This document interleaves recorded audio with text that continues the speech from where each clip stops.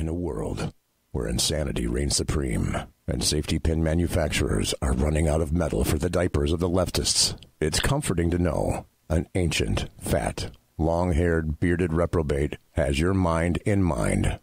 Ladies and gentlemen, boys and girls, children of all ages, broadcasting behind enemy lines in occupied California, and despite every attempt by the SHR Media Network to revoke his shameless contract, we return to the bloviating Zeppelin's Berserk Bobcat Saloon. I have come here to chew bubble gum and kick ass, and I'm all out of bubble.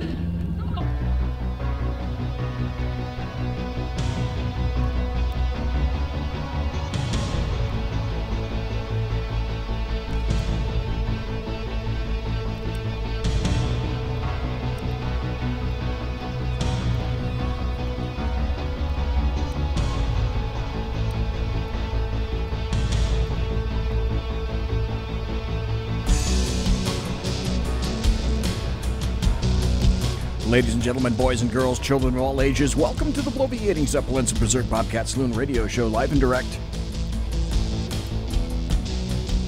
Right here from the SHR Media Studios, where I am broadcasting behind enemy lines in occupied California. You got a belly up to the bar, we've kept your seat, and it's great to see you back tonight. Fluffy is going to be your bartender. It's also, it's Tuesday, March 26th, the year of our Lord 2019. That's right, Fluffy is going to be your bartender tonight, and he pours with the best of them. The lava lamp is in fact lighted to my left, your right, which means that you can listen and chat at shrmedia.com. You can also watch the show on the Redcon 1 Media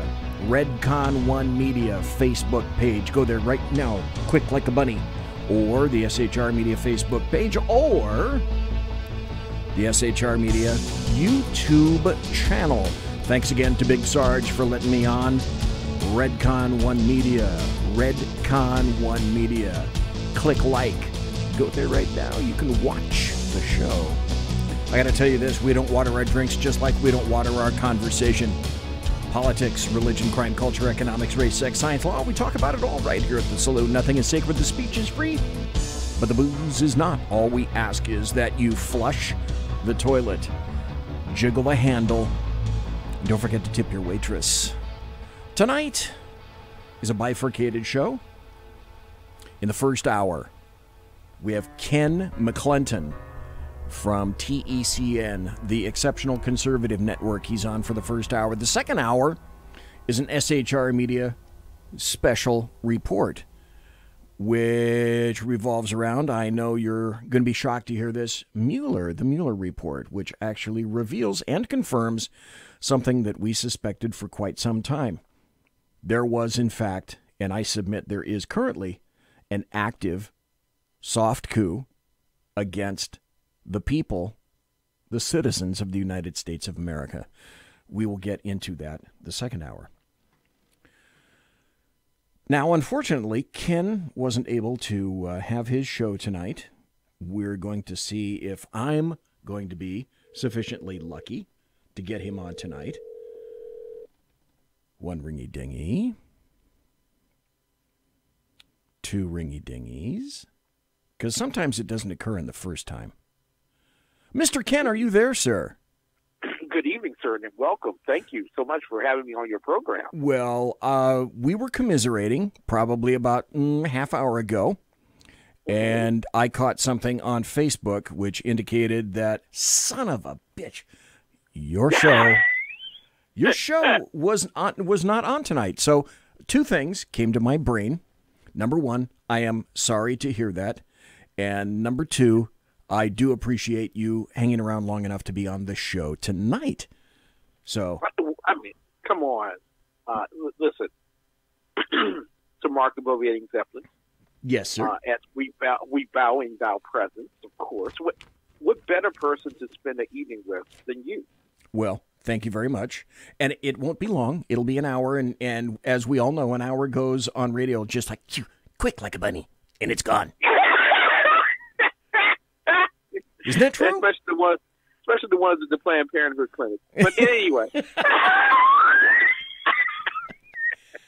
And you and I were saying that and I didn't say anything to this to the people in the chat room, is you had a power outage at your place. Yes. And my guess would be that's whether you had like big thunderstorms or something like that occurred.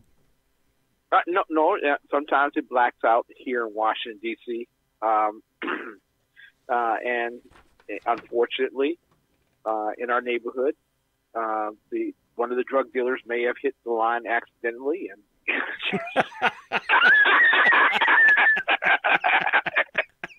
I don't want to pinpoint anyone. I just, well, as we were saying, I want the people to know, however, that it's very important to realize that no, what didn't happen is Ken did not string a power line from his house to his neighbor's house. And then, unfortunately, his neighbor slammed the window on his power line, which was going up to the power pole directly adjacent the exceptional conservative residence there in D.C. Exactly. And that's not what happened. And welcome to... No, that's not... and those individuals who do that kind of thing are not very good neighbors. If you're a real neighbor, you make certain that your neighbor is able to take your cable, take your electric. Yeah. And if you're a real neighbor, go all the way with it with the plumbing. There you go. Yeah. That's a real neighbor. Listen, and if you have hard water, your water softener, that should be up for grabs. Your internet, certainly your internet. I mean, your neighbor needs your password. I mean, come on. Yeah. Come on. It says password. Doesn't that mean everyone should have it? Exactly. That's why it's public. Pornhub.com or whatever it is, I tend to go to plasticsheetsandwessonoil.com. That's a URL it's pretty sturdy. It's usually up most of the time. See what I did there? And welcome in. I must tell you, whatever you do, don't go to the petroleumjelly.com. Right? Don't do that. No. Don't do that. Not no. just that. No, you won't like what you get. So, I hear people are bending over backwards to get there, but once they are there, boys. Well, it is an experience unto itself. The only thing is they advise bringing Smith & Wesson handcuffs instead. I really don't know what that's about. Don't know at all. Folks, we have the unique pleasure of speaking to Ken McClinton, who is the exceptional conservative and has been so for quite some time. And the reason I wanted to see if I could get you here tonight, but we've spoken before. Here's the thing. Ken has a show of his own. And Ken doesn't need to do this stuff because he's got enough promotions and stuff going on. So when he's on, because 99% of the time he doesn't go on other people's shows, and so when he does, and he comes on mine, I appreciate it because that's not his gig. That's not what he does. You go on his show. He doesn't go on your show, mostly because he's busy doing his own show. So you can see how that works out. And running my own television network. And running his own television network. And the other thing is I have to thank everybody that's from the East Coast.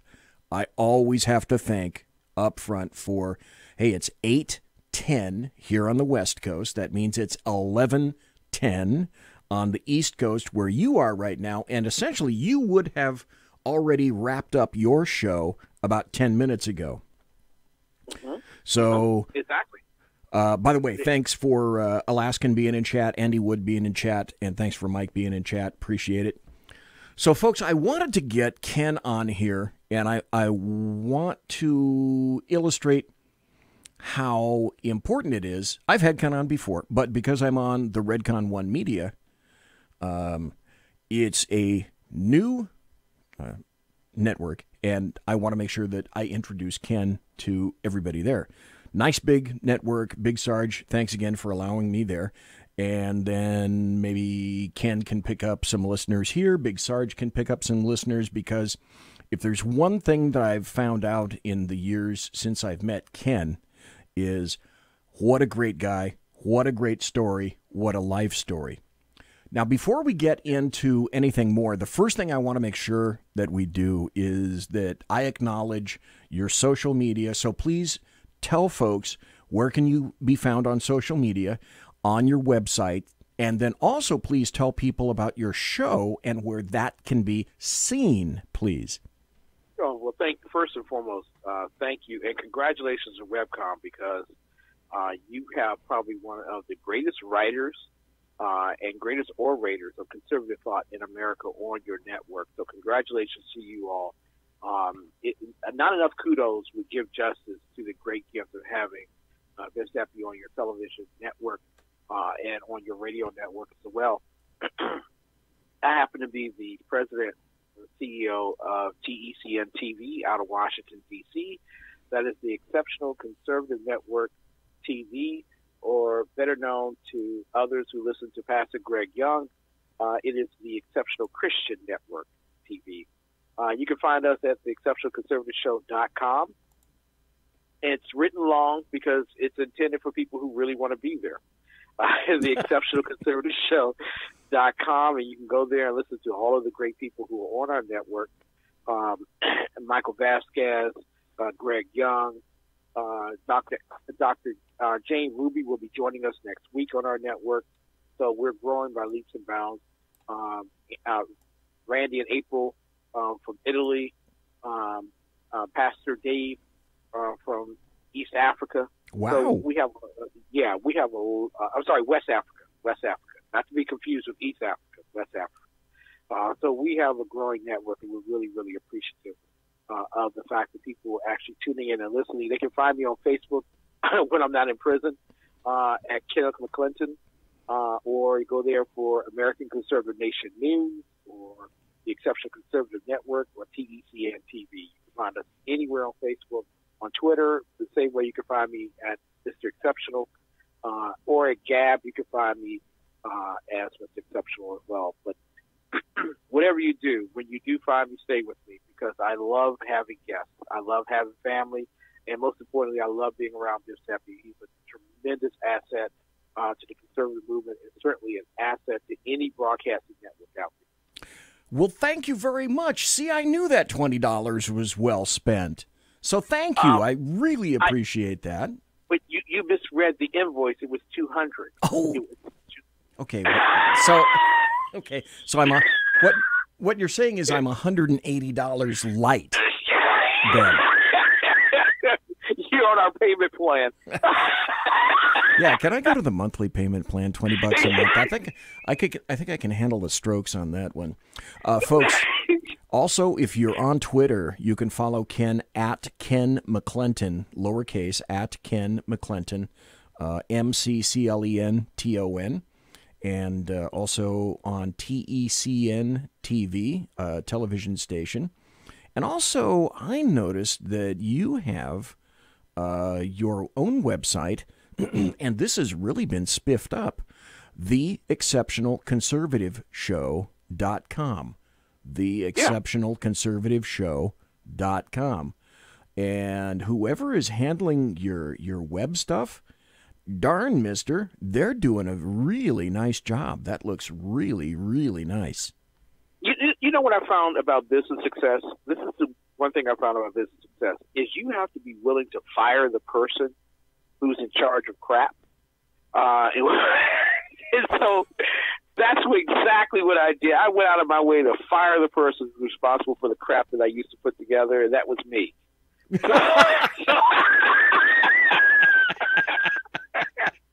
So if you want to be successful in business, be honest with yourself.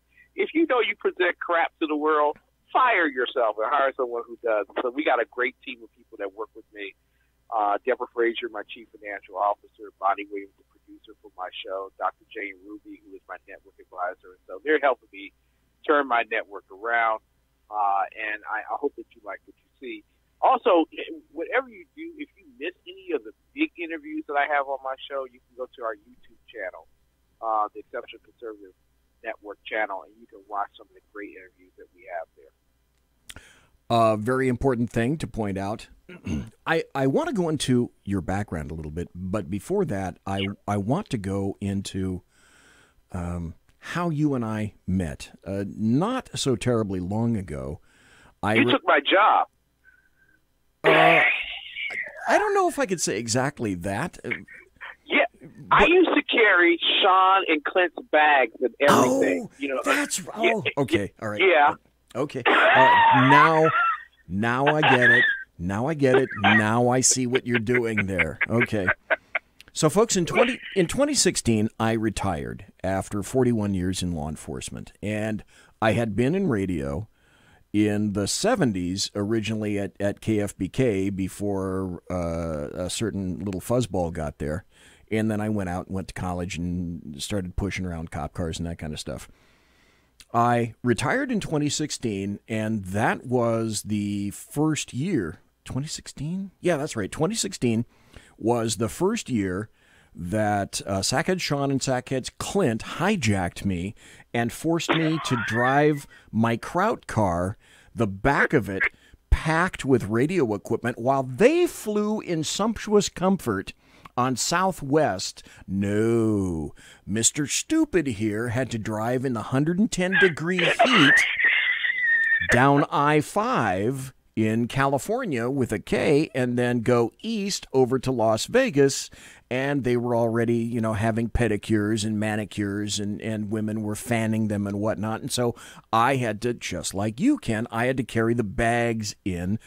But it all was okay, because that was when I first met you in Las Vegas at Freedom Fest in 2016. Now, Freedom Fest in Las Vegas, for the people that don't know, is an annual libertarian get-together for free-thinking people.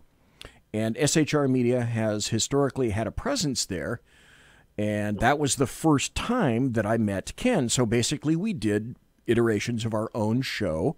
In 2016, I did not yet have my own radio show. It wasn't until January 2017 that I got my own radio show. So my job was to clean the bathrooms and dust up after Sackhead Sean and Clint, and get them fresh drinks. I had to make sure that they always had fresh drinks. And then I met Ken, and I had a great time. We all did our shows. I didn't have a show to do, so Ken was nice enough to let me on his show. And I determined that Ken, I finally figured out that he lives in Washington. Oh, I met Mrs. Biggs. I met Ken's wife, a beautiful, gracious lady, absolutely gorgeous, and ever so kind. And it was through meeting Ken, and I told him that I didn't have my own show yet. But Ken was kind enough to let me Bigfoot his show on Monday nights at about 7 o'clock my time and about 10 o'clock your time in the East. And that was very kind. I really appreciated that. That allowed me to get my feet wet in radio again.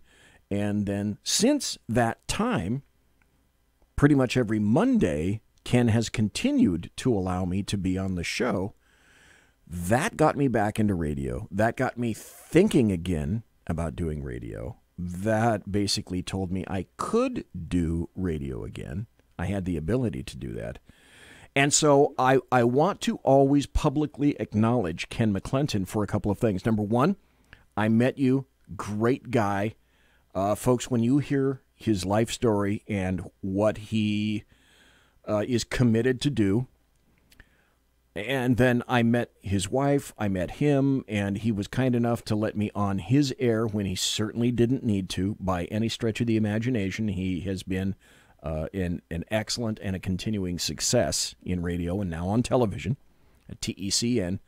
But I need to acknowledge the past, and that is the kindness that you showed me when I appeared at Freedom Fest. You had no damn idea who I was. I'm just this obese ancient fat guy with a big beard and long hair.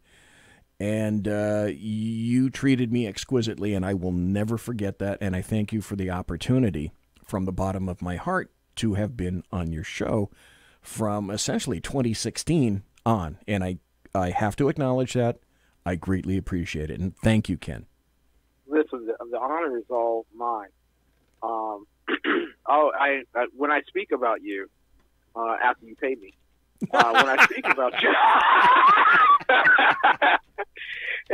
in all sincerity, from the moment I met you, I knew that you had whatever it took, not only to be on television, but also to be in radio.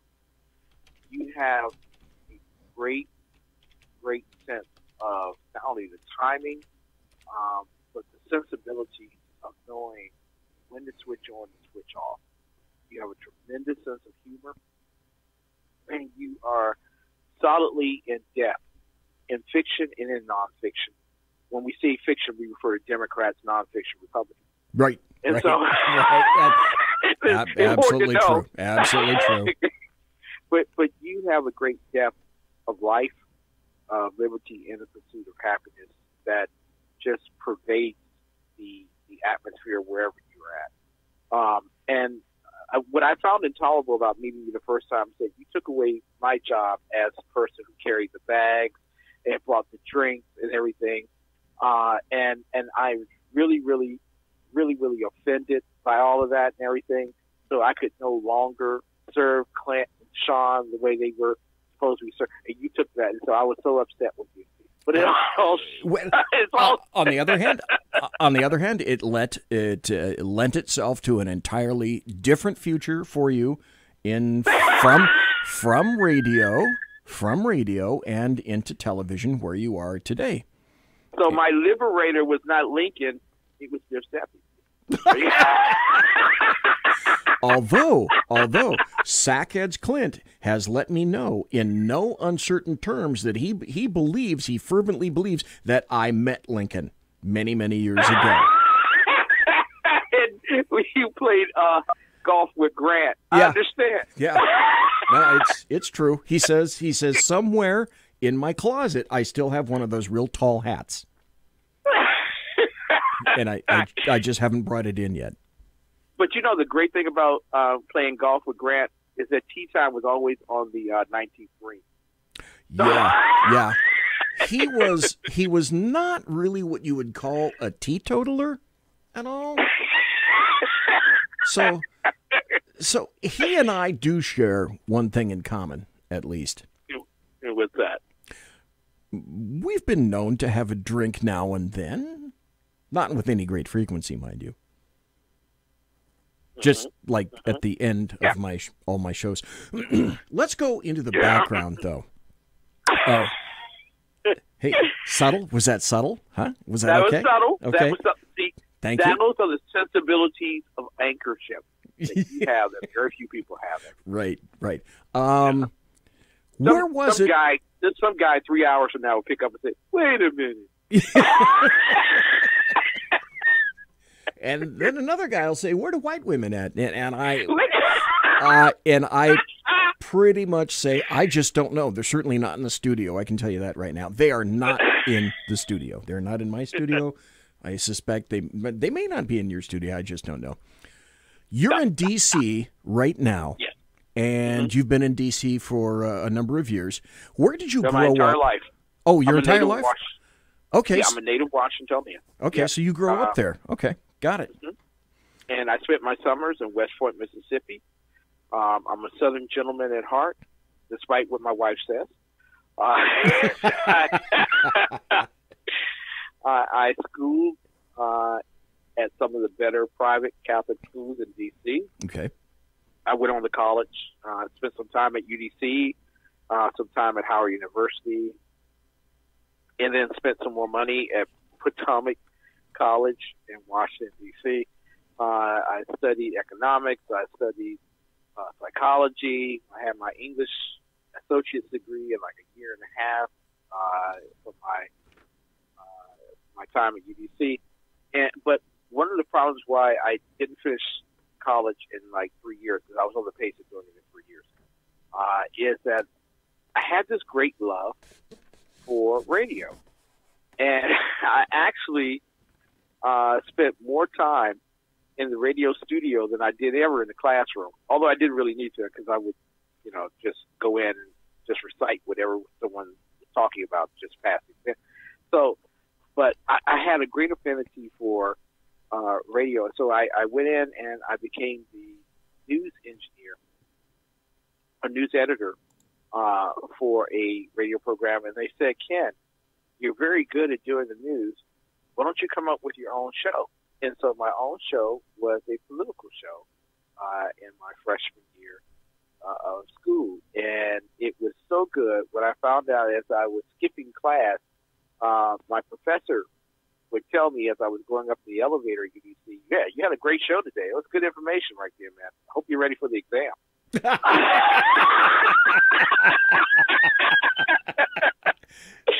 And at that point, I would wave to him as he was getting off, and I would go back down. I'm not ready for it. But I spent a lot of years in terms of writing and basically entertainment, that kind of thing. It was a long time between college and then getting back into this particular industry. And I was invited onto a friend's show. He was a part of the American Conservative Party, and they had a program that they created called AC Nation News. Okay. And they invited me to come on the program, and they said, Ken, we're just going to have you come on for a segment, and, you could just talk for a little bit. And I was like, oh, okay, I'll do it. I don't really want to. Okay, I'll do it. Lo and behold, I was invited back for 3 consecutive weeks. And eventually it got to a point where the host went to break, and the host said, you're talking more than me. You need your own show. Hey, perfect. That's a great way to get into it. That's a great way. So on February 28, 2011, I went on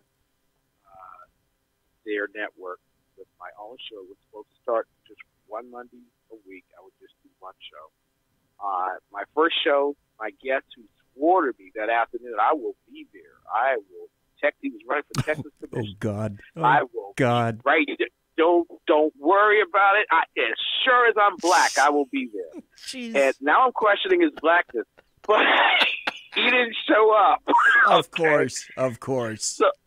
So I got 60 minutes to go, and at that point, I just let myself go, and I said, this show is going to be eternally dedicated to God. I am going to do whatever is in the best interest of this country.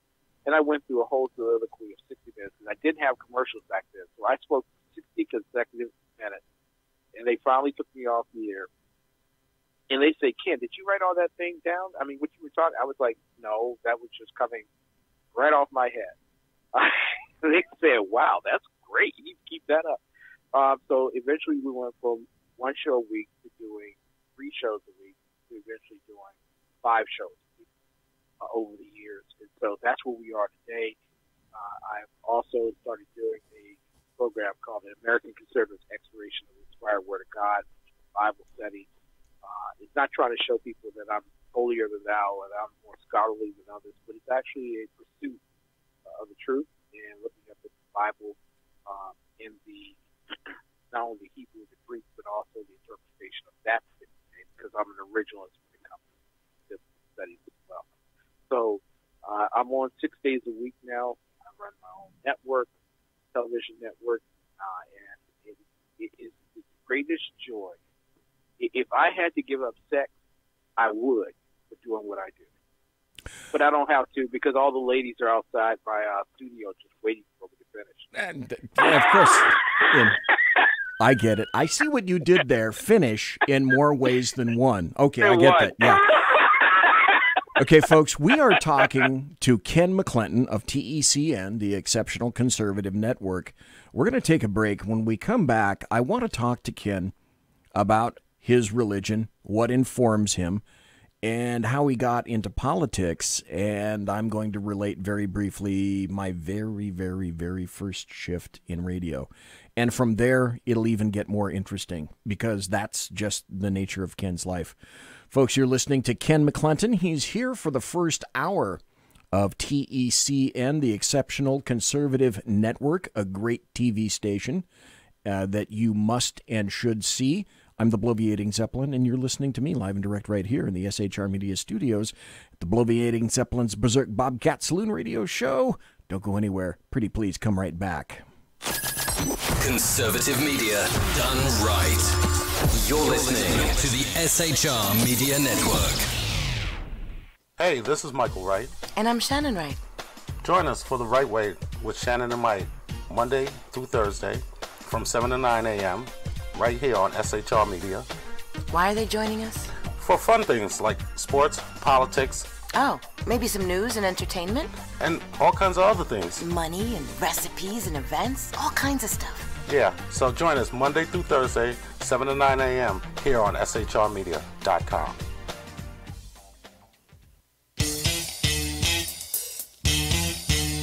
From a public locker inside a dilapidated Long Island rail station comes a show designed to piss off liberals using truth, facts, and ridicule.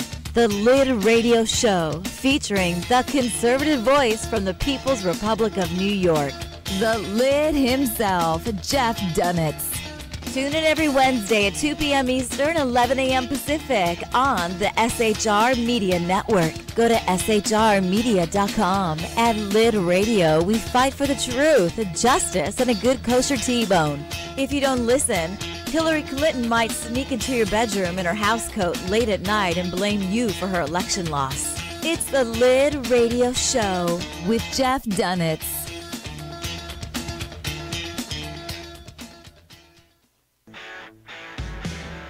Hey girls, Carry Girl Gear is here. More and more women every day are concealed carrying, participating in competitive shooting, and getting firearms training. It's not a boys' club anymore, and we don't have to shop in their stores anymore either. Finally, a cool and unique clothing line just for women. Dope tees and hats for the patriotic concealed carry and 2A girl. So what are you waiting for? Go check out carrygirlgear.com today. It's your business diva here, Melanie Collette. I am inviting you to a front row seat as I discuss some of the most intriguing details of wealth and finance with today's movers and shakers in the world of business. Listen in and discover financial truths on a global, domestic, and household scale. Uncover topics that will impact your wallet today and in the future. Money Talk with Melanie airs Monday through Friday, 5 p.m. East, 2 p.m. West, right here on SHR Media and High Plains Pundit Talk Radio. You can't afford to miss it.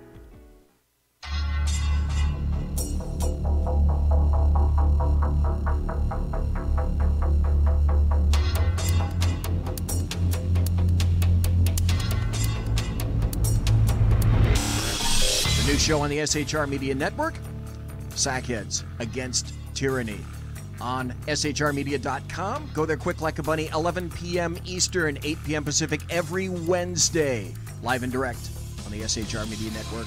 shrmedia.com. Be there.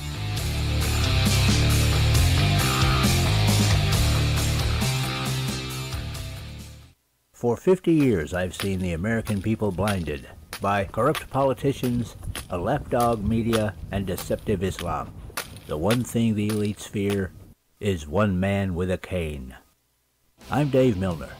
Join me through Spreaker, iTunes, and SoundCloud, through SHR Media and the Western Free Radio Network, for half a century of experienced perspective on political and social issues, weekly on The Unpleasant Blind Guy. And catch me on Jeff Mitchell's EDL Radio on blogtalkradio.com. There's no surrender, ever. Because truth is not always pleasant. Broadcasting behind enemy lines in occupied California, a mere 2 miles from the state capital, the bloviating Zeppelin's Berserk Bobcat Saloon radio show can be heard every Tuesday and Thursday night at 8 p.m. Pacific and 11 p.m. Eastern, only on the SHR Media Network. Go to shrmedia.com to listen. You can also watch on the SHR Media Facebook page and the SHR Media YouTube channel. No goldfish were abused in the making of this ad. Conservative media done right. You're listening to the SHR Media Network. Ladies and gentlemen, boys and girls, children of all ages, you are listening to myself. I am BZ, the bloviating Zeppelin. And this is the Berserk Bobcat Saloon radio show. Welcome back. You can follow me on Twitter at BZEP, B-Z-E-P. Like me and follow me on my Facebook page, Bloviating Zeppelin. Please follow me on the SHR Media Facebook page. Subscribe to the SHR Media YouTube channel.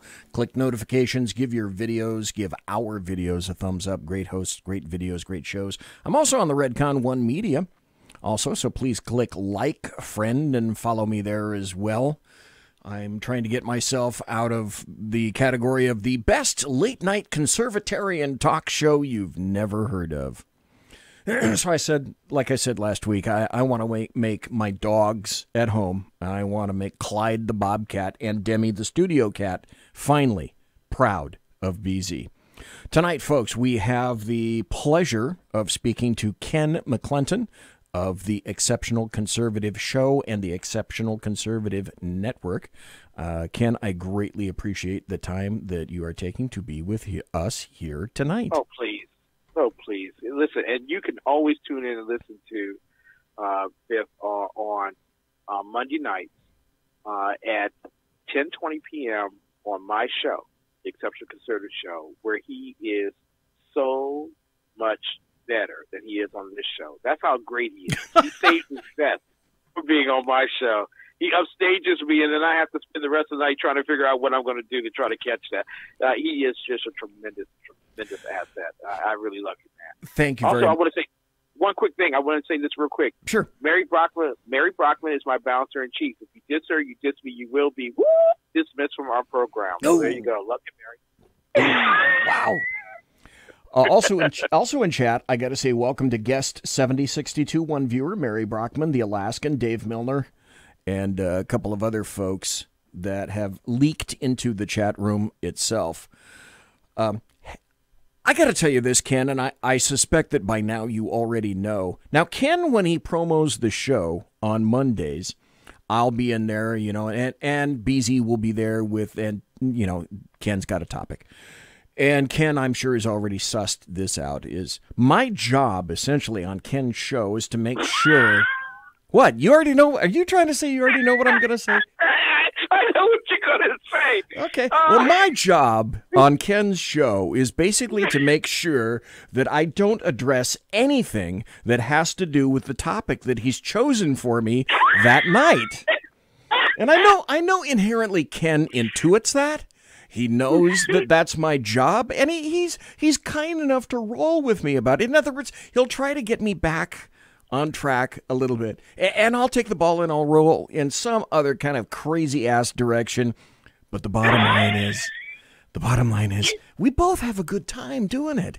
Yes, we did. And listen, you did it to me once, I swear. It was like 18 minutes into your interview. We had only like 2 minutes left. And I was like, nah, we're not going to get out of here without you doing one question.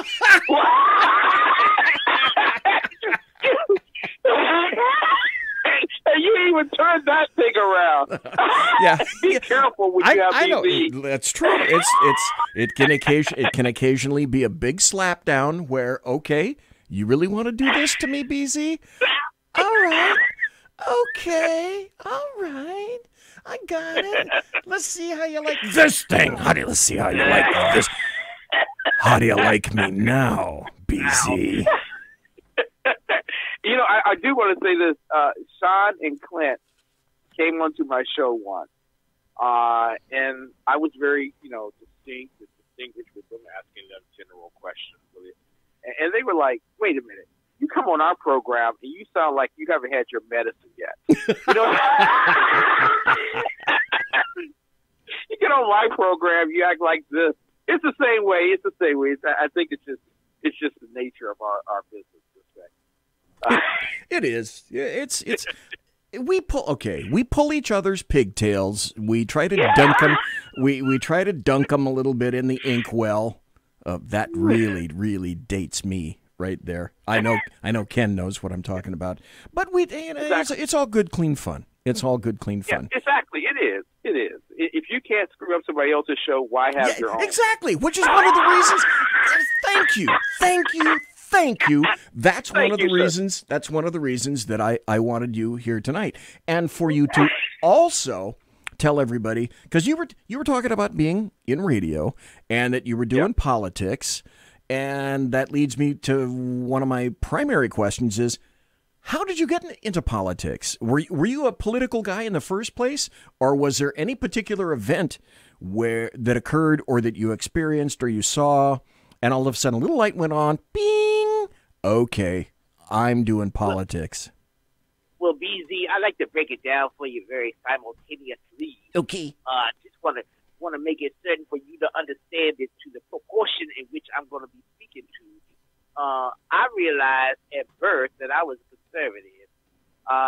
When the baby with the doctor slapped me on my butt, and I instantaneously turned around and said, "That's an invasion of my First Amendment right." It is. No, I from birth, really, I was a conservative. While everyone else was taking their class picture in first grade with a dashiki on, I had on my blazer with emblem and slacks, and a gold necktie to go with my gold shirt. That was me. I was Carlton before Carlton was born. You were Carlton before Carlton was cool. Exactly. I was he. And so I was a young black conservative, and I knew that I was in trouble with my family when I would sit around in the living room, which was like a smoking stack. In those days, people did smoke inside the house. Oh, yeah. And you would see the smoke when you open the door, and it's like greet you at the front door. So I would sit there, and I was the only person in the room defending Richard M. Nixon. I was the only one. Oh, boy. And I was the one saying that we had, and I was like 6 years old at the time. I was like, he has a great idea of what to do with China in terms of opening up China to capitalism. Yep. And I'm sitting, and people are like, to my father, is he real? Is this real? Did this child come from my loins? And so I have always been a Christian at birth as well. I was made in the image of God, and I prefer to refer to myself like that now. Thank God my wife isn't listening.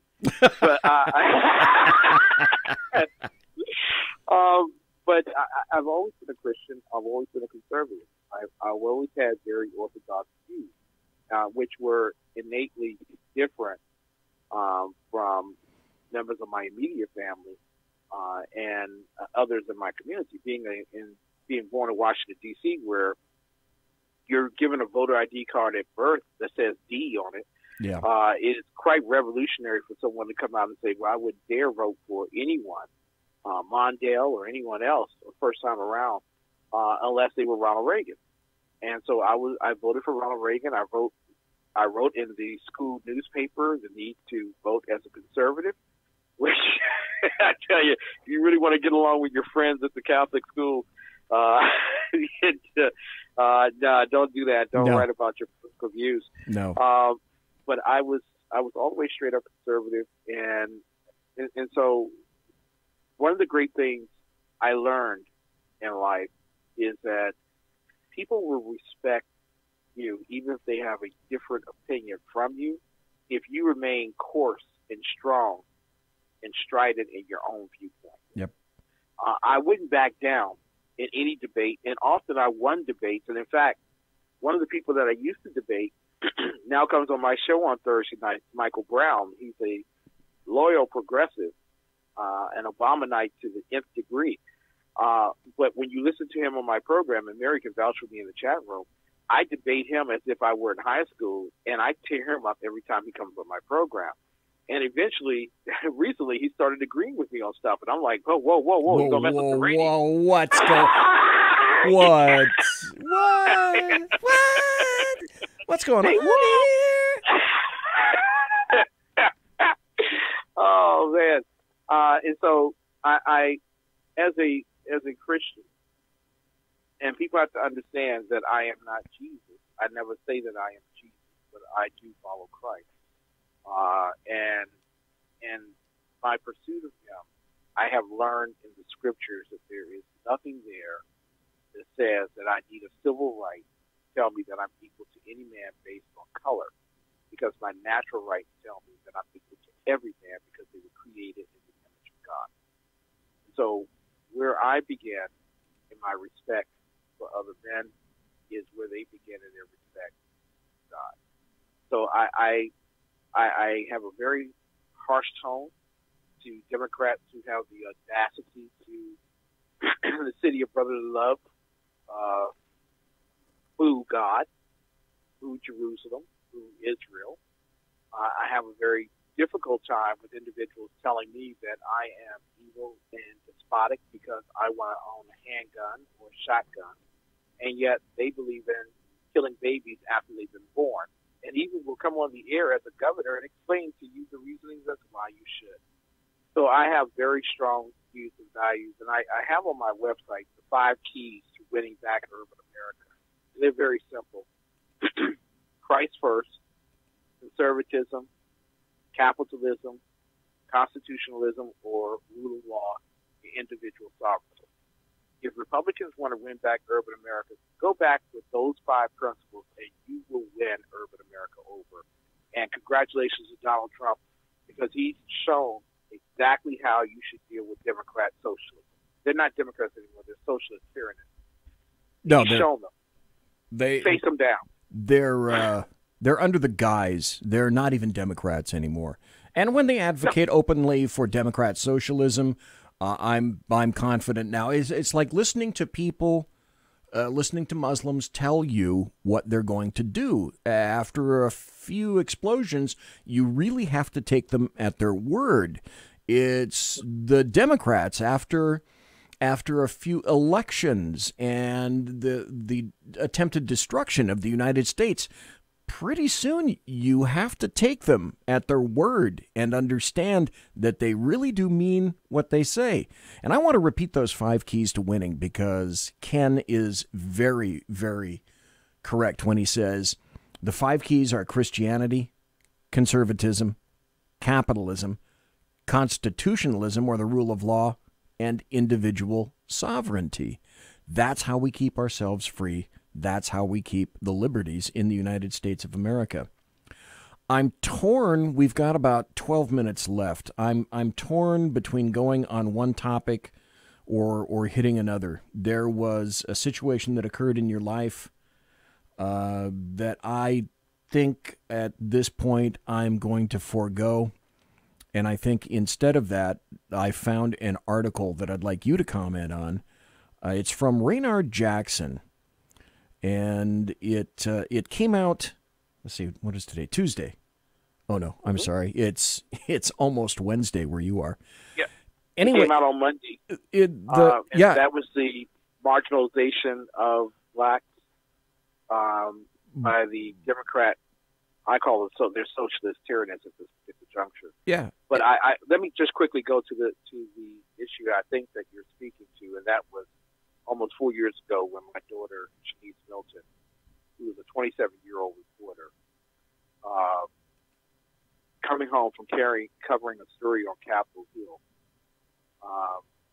was exiting one bus across the street to the last bus coming home in Southeast D.C. She was accosted by 2 gang members, and one held her as a human shield for the bullet that was coming directly for him. And when it pierced her heart, he threw her to the ground, and they all dispersed. 16 individuals who to this day have never been arrested. Yes. and unfortunately, she died at the scene. It was on that dark night, after a show that I was doing, that I was told by police detectives, and excuse me, from that point on, we became great advocates for unresolved homicides, missing persons, teen suicides, and child abuse. But one of the things that came out of that motivation was 5 days after the killing of our daughter by whoever those gang members are, and someday I will find you, I swear I will. You shall pay your price here on earth, and God will handle everything else hereafter. The mayor came to our home, who is a devout lesbian Democrat, who has a great deal of anger and hostility towards me because I'm the exact opposite. So it was a struggle for her, I could imagine, because she took a long while to even get in contact with us. And so she sat in our living room and she looked my wife in the eye because she wouldn't look at me at all. And she said, "We swear we will do everything that we can do to solve this case. I can't make it to her funeral this weekend because we have to go to the funeral of Joe Biden's son. But I hope that you understand that our hearts are with you. And whatever you need, just let us know." And we send our condolences on behalf of the city of Washington. Now, I'm telling you this. I never told anyone else on any other program. So I'm telling you this as it happened. And she got up, she looked at me, and she turned, and she walked out. Now, I went up the stairs to prepare for my show because I thought it was just a waste of time for her being here. And so I was actually granted the reward for the knowledge that I had. I happened to go upstairs and take a look at the list of homicides that were open. And Shadisa's homicide wasn't open on that night. And so I thought it was maybe a computer error or whatever, so I rebooted or whatever and did it again. And no, she wasn't there.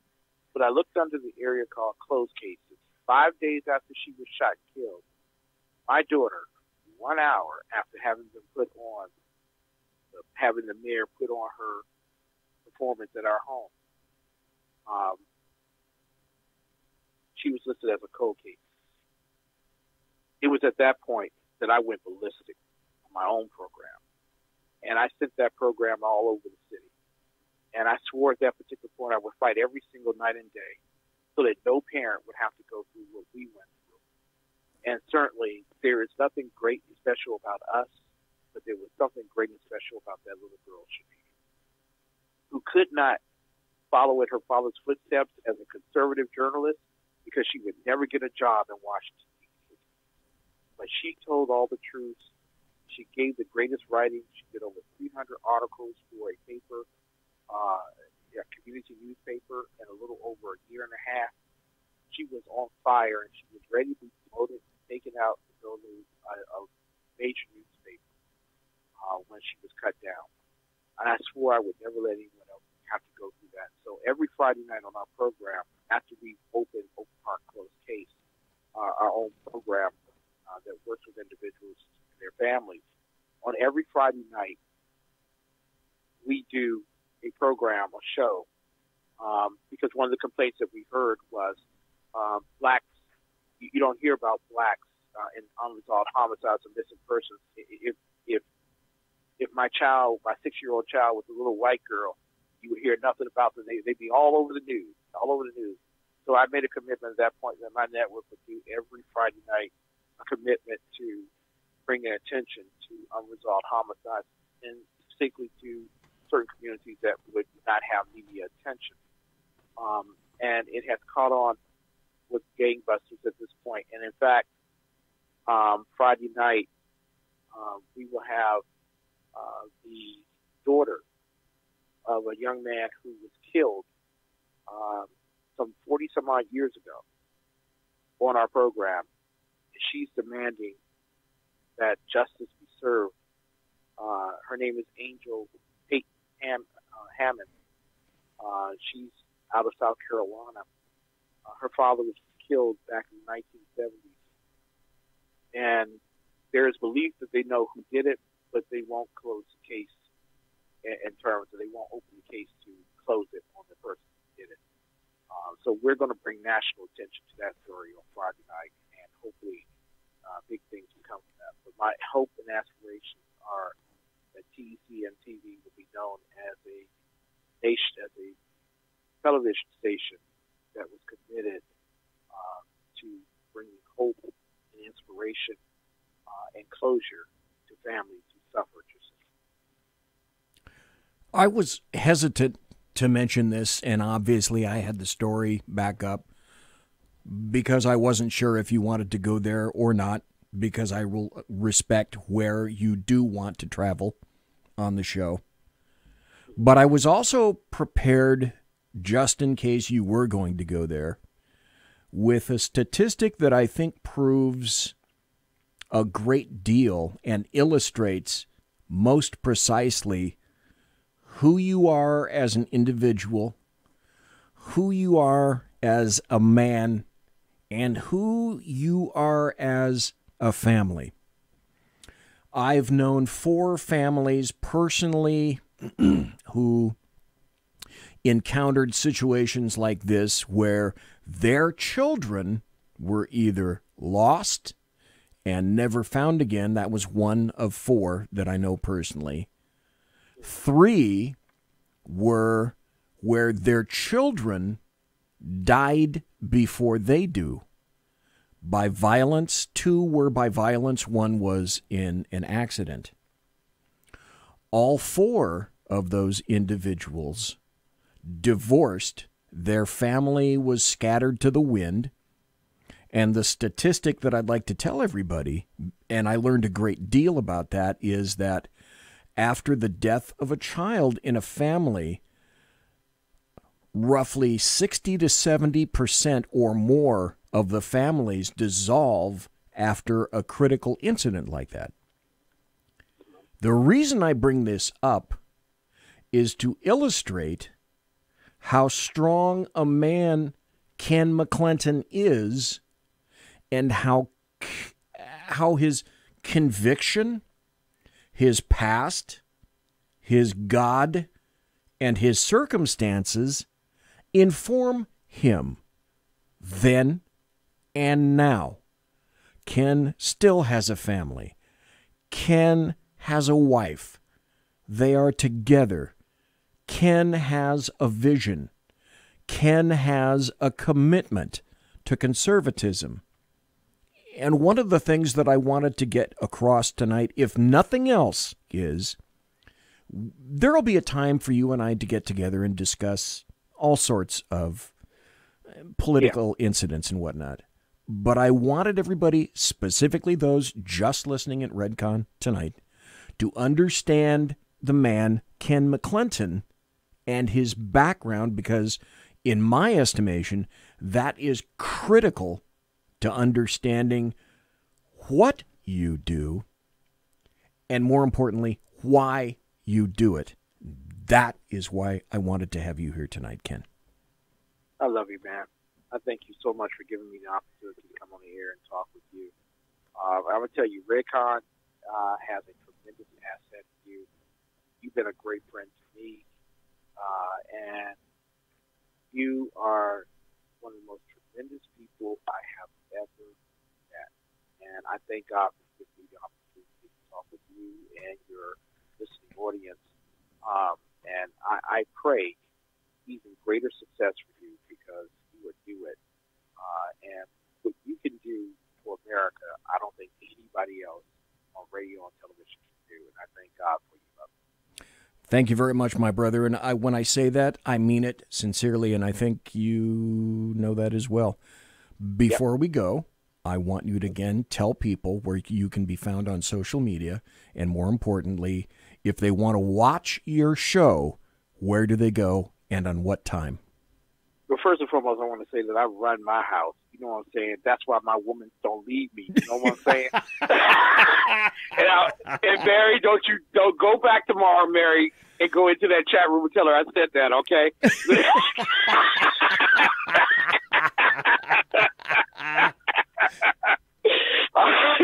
But first and foremost, I thank God for this opportunity. I thank my wife, Mrs. Biggs, and everybody else who's part of the TECN TV family. You can easily find me.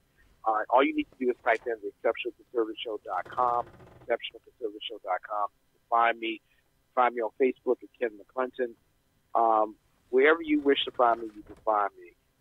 And I hope that you're there tomorrow night. I'll be on the air at 9:05 p.m. Eastern Time, and we'll be talking about economic liberty with someone from the Pacific Legal Foundation tomorrow night. Anastasia Bowden actually will be on the line with us. So stay tuned and stay with us. We really appreciate this opportunity, brother. Thank you ever so kindly. Ken McClinton. He is the exceptional conservative of TECN. Ken, thank you ever so kindly for your time. Folks, we're going to take a break, and we'll be right back after this, and there'll be a little bit of an SHR special report. Please don't go anywhere. Conservative media done right. You're listening to the SHR Media Network. Hey, this is Michael Wright. And I'm Shannon Wright. Join us for The Right Way with Shannon and Mike, Monday through Thursday from 7 to 9 a.m. right here on SHR Media. Why are they joining us? For fun things like sports, politics. Oh, maybe some news and entertainment? And all kinds of other things. Money and recipes and events, all kinds of stuff. Yeah, so join us Monday through Thursday, 7 to 9 a.m. here on shrmedia.com.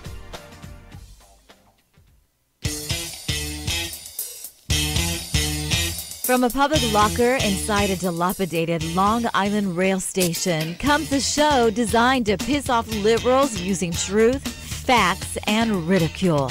The Lid Radio Show, featuring the conservative voice from the People's Republic of New York, the Lid himself, Jeff Dunitz. Tune in every Wednesday at 2 p.m. Eastern, 11 a.m. Pacific on the SHR Media Network. Go to shrmedia.com. At Lid Radio, we fight for the truth, justice, and a good kosher T-bone. If you don't listen, Hillary Clinton might sneak into your bedroom in her housecoat late at night and blame you for her election loss. It's the Lid Radio Show with Jeff Dunitz.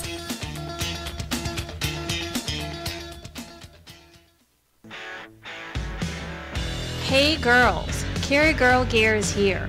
More and more women every day are concealed carrying, participating in competitive shooting, and getting firearms training. It's not a boys' club anymore, and we don't have to shop in their stores anymore either. Finally, a cool and unique clothing line just for women. Dope tees and hats for the patriotic concealed carry and 2A girl. So what are you waiting for? Go check out carrygirlgear.com today. It's your business diva here, Melanie Collette. I am inviting you to a front row seat as I discuss some of the most intriguing details of wealth and finance with today's movers and shakers in the world of business. Listen in and discover financial truths on a global, domestic, and household scale. Uncover topics that will impact your wallet today and in the future. Money Talk with Melanie airs Monday through Friday, 5 p.m. East, 2 p.m. West, right here on SHR Media and High Plains Pundit Talk Radio. You can't afford to miss it.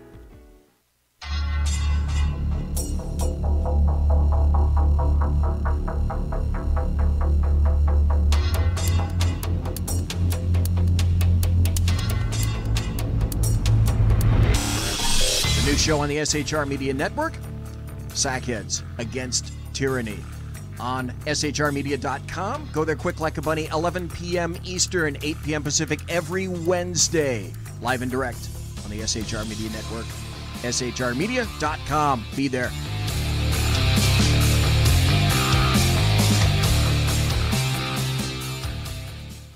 For 50 years, I've seen the American people blinded by corrupt politicians, a lapdog media, and deceptive Islam. The one thing the elites fear is one man with a cane. I'm Dave Milner. Join me through Spreaker, iTunes, and SoundCloud, through SHR Media and the Western Free Radio Network for half a century of experienced perspective on political and social issues, weekly on The Unpleasant Blind Guy. And catch me on Jeff Mitchell's EDL Radio on blogtalkradio.com. There's no surrender ever. Because truth is not always pleasant. Broadcasting behind enemy lines in occupied California, a mere 2 miles from the state capitol, the bloviating Zeppelin's Berserk Bobcat Saloon radio show can be heard every Tuesday and Thursday night at 8 p.m. Pacific and 11 p.m. Eastern, only on the SHR Media Network. Go to shrmedia.com to listen. You can also watch on the SHR Media Facebook page and the SHR Media YouTube channel. No goldfish were abused in the making of this ad. Conservative media done right. You're listening to the SHR Media Network.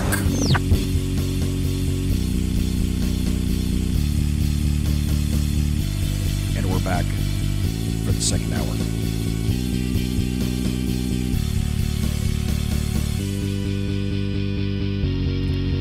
That was Ken McClinton in the first hour.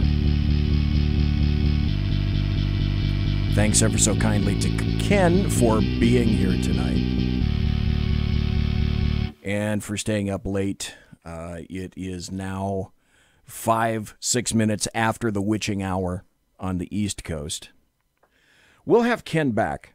I wanted to make sure that the people who have never heard of Ken before understand the man himself and his circumstances, where he came from, and what he does. We'll get into issues later, but I want folks, when Ken comes back, to understand this is his background. This is his history. This has what created Ken today. An absolutely great guy, and you need to watch his show. You need to listen to his show and watch his show simultaneously. This is going to take the rest of the first hour, and I may actually end up going into overtime. I'm not quite sure, because there's so much essential information that people need to know. And so, without ado, we'll start right here. This is an SHR Media Network special report. The special report tonight is about the Mueller report, and what it does is essentially this. It confirms that a soft coup was definitely made against America and against Trump. And to a great degree, it was occurring, and I believe that it is still occurring. There are some things that have been exposed along the way, but it's still happening right now. I said this since late 2016, all through 2017 and 2018, with the March 2019 Mueller report now confirming. That was on Sunday, and then people began to report it on Monday. The confirmation is this: what we experienced in America, instigated by the Barack Hussein Obama 44 administration, the DNC, Hillary Clinton and her campaign, the DOJ and the FBI, plus other abetting actors like John McCain and many, many others, a host of many others, was a soft coup against a presidential nominee, a president-elect, and a sitting president of the United States, Donald John Trump. Make no mistake, this was nothing more than a soft coup. This soft coup was, yes, against him, against Donald Trump, but by extension, it was aimed directly at you and me, us, American voters, anybody who dared not to vote for Hillary Rodham Clinton. Here's what happened in a nutshell. The counterintelligence divisions of the FBI, the DOJ, the CIA, the DIA, and the NSA were all arrayed in concert with the DNC, the Democrats, Hillary Clinton, a Russian oligarch by the name of Oleg Deripaska, Fusion GPS, Christopher Steele, John McCain, Glenn Simpson, while working hand in hand with the American media maggots on a week by week, a day by day, an hour by hour hammering, an incessant hammering of the situation. And in concert with Barack Hussein Obama, with his administration, and the then Attorney General Loretta Lynch, they were all working overtime with all possible available resources, millions and millions of dollars, in order to derail the candidacy of an individual for president, not just derail him, but further to smear him in such a way as to make him a pariah, a leper, and forevermore in the minds and eyes of the United States, in the world, someone that they never, ever want to have anything to do with again, and they were almost successful. This was spying on a political campaign. This was spying on a private citizen with the full weight of the U.S. government behind. Folks, this is something that a tin pot dictatorship does. This is something a totalitarian society does, not a republic, not a nation that abides by laws and operates under the rule of law. Then there was the dirty, bought and paid for dossier financed by the DNC, the FBI, Hillary Clinton, and that aforementioned Russian oligarch. You know, I can laugh about this now, and I like to play this, but you know what? Do you want real, honest-to-God Russian collusion? You want to mix in Jimmy the Leak? Yeah, let's mix in Jimmy the Leak, if we may. Good morning. I'm here to give you an update on the FBI's investigation of Secretary Clinton. What I want to do is tell you what we're recommending, but first, let me tell you what we found. 110 emails in 52 email chains have been determined to contain classified information. What difference at this point does it make? 8 of those chains are top secret, 36 of those chains secret, and 8 contain confidential information. What difference at this point does it make? Everything I did was permitted. There was no law, no regulation. Secretary Clinton should have known that an unclassified system was no place for that conversation. I did not email any classified material to anyone on my email. None of these emails should have been on any kind of unclassified system, not even Gmail. But first of all, nothing was marked classified. To the contrary. Nothing was marked classified. There is evidence. Nothing was marked classified. Now let me tell you what we found. Oh my God. 110 emails. It was not the best choice. 52 email chains. It was a mistake. Have been determined to contain classified information. What difference at this point does it make? 8 of those chains are top secret. Wasn't the best choice. 6 of those chains I said it was a mistake. and 8 contain confidential information. What difference at this point does it make? With respect to our recommendation, this is going to be an unusual statement in at least a couple of ways. Although there is evidence, our judgment is that no reasonable prosecutor would bring such a case. I know there will be intense public debate. I know there will be intense public debate. I know there will be intense public debate. What difference at this point does it make? 110 emails. It wasn't the best choice. 52 email chains. I made a mistake. Have been determined to contain classified information. What difference at this point does it make? 8 of those chains are top It was not a good choice. 6 of those chains I said it was a mistake. and 8 contain confidential information. What difference at this point does it make? And that was a good question. That was an excellent question. What difference does it make? Because the fuckery was afoot. The plot was drawn and even insurance formulated by FBI agents Lisa Page and Peter Strzok, just in case Hillary Clinton failed to win the presidency. The Russian investigation was just that insurance. There was no way, of course, this could happen. But, you know, just in case, Page first entered the spotlight in December 2017 when it was revealed by the Justice Department Inspector General that she and then FBI Special Agent Peter Strzok exchanged numerous anti-Trump text messages. The two were involved in the FBI's initial counterintelligence investigation into Russian meddling and potential collusion with Trump campaign associates during the 2016 election, and later served on special counsel Robert Mueller's team. Isn't that special? Among their texts was one concerning the so-called insurance policy. During her interview with the Judiciary Committee in July 2018, Page was questioned at length about that text and essentially confirmed this referred to the Russian investigation while explaining that officials were proceeding with caution, concerned about the implications of the case while not wanting to go at total breakneck speed, and risk burning sources they presumed Trump wouldn't be elected anyway. Further, she confirmed investigators only had a paucity of evidence at the start. As in, for those of you unfamiliar with paucity, that means not much crap at all. Then Representative Trey Gowdy kicked off that section of questioning by asking about the text sent from Strzok to Page in August 2016, which read, "I want to believe the path you threw out in Andy McCabe's office, that there's no way he gets elected," he, meaning Trump. "But I'm afraid we can't take the risk. It's like an insurance policy in the unlikely event you die before you're 40.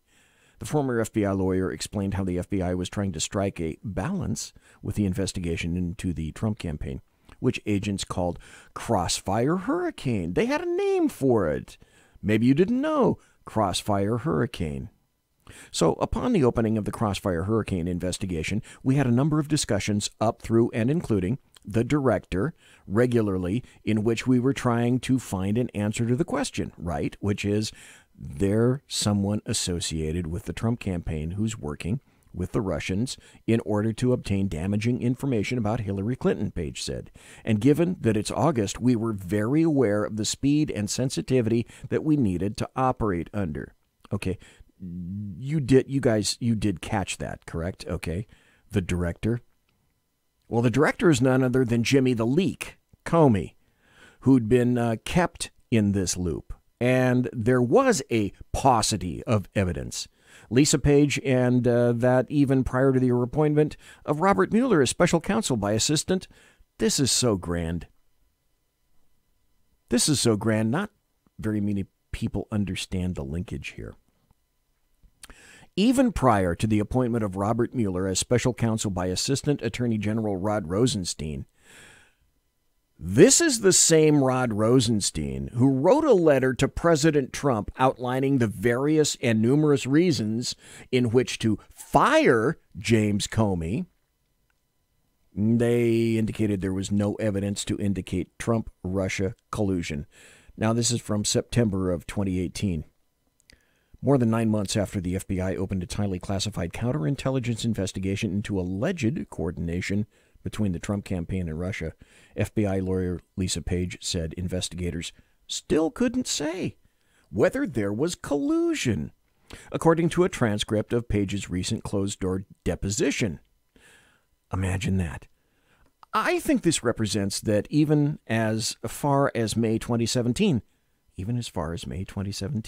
we still couldn't answer that question, Page said. I cannot provide the specifics of a confidential interview. A guy by the name of Ratliff told Fox News when asked for comment, but I can say that Lisa Page left me with the impression, he was on the committee, by the way, Ratliff, based on her own words, that the lead investigator of the Russian collusion case, Peter Strzok, had found no evidence of collusion after nearly a year. This is important. May 2017 is a key month because FBI Director James Comey was fired by President Trump, and Mueller was designated special counsel. In August, Deputy Attorney General Rod Rosenstein, who appointed Mueller, wrote the still-secret scope memo, which no one could get their hands on, spelling out the boundaries for the special counsel investigation. Wouldn't you like to know what those are? Because apparently there weren't any.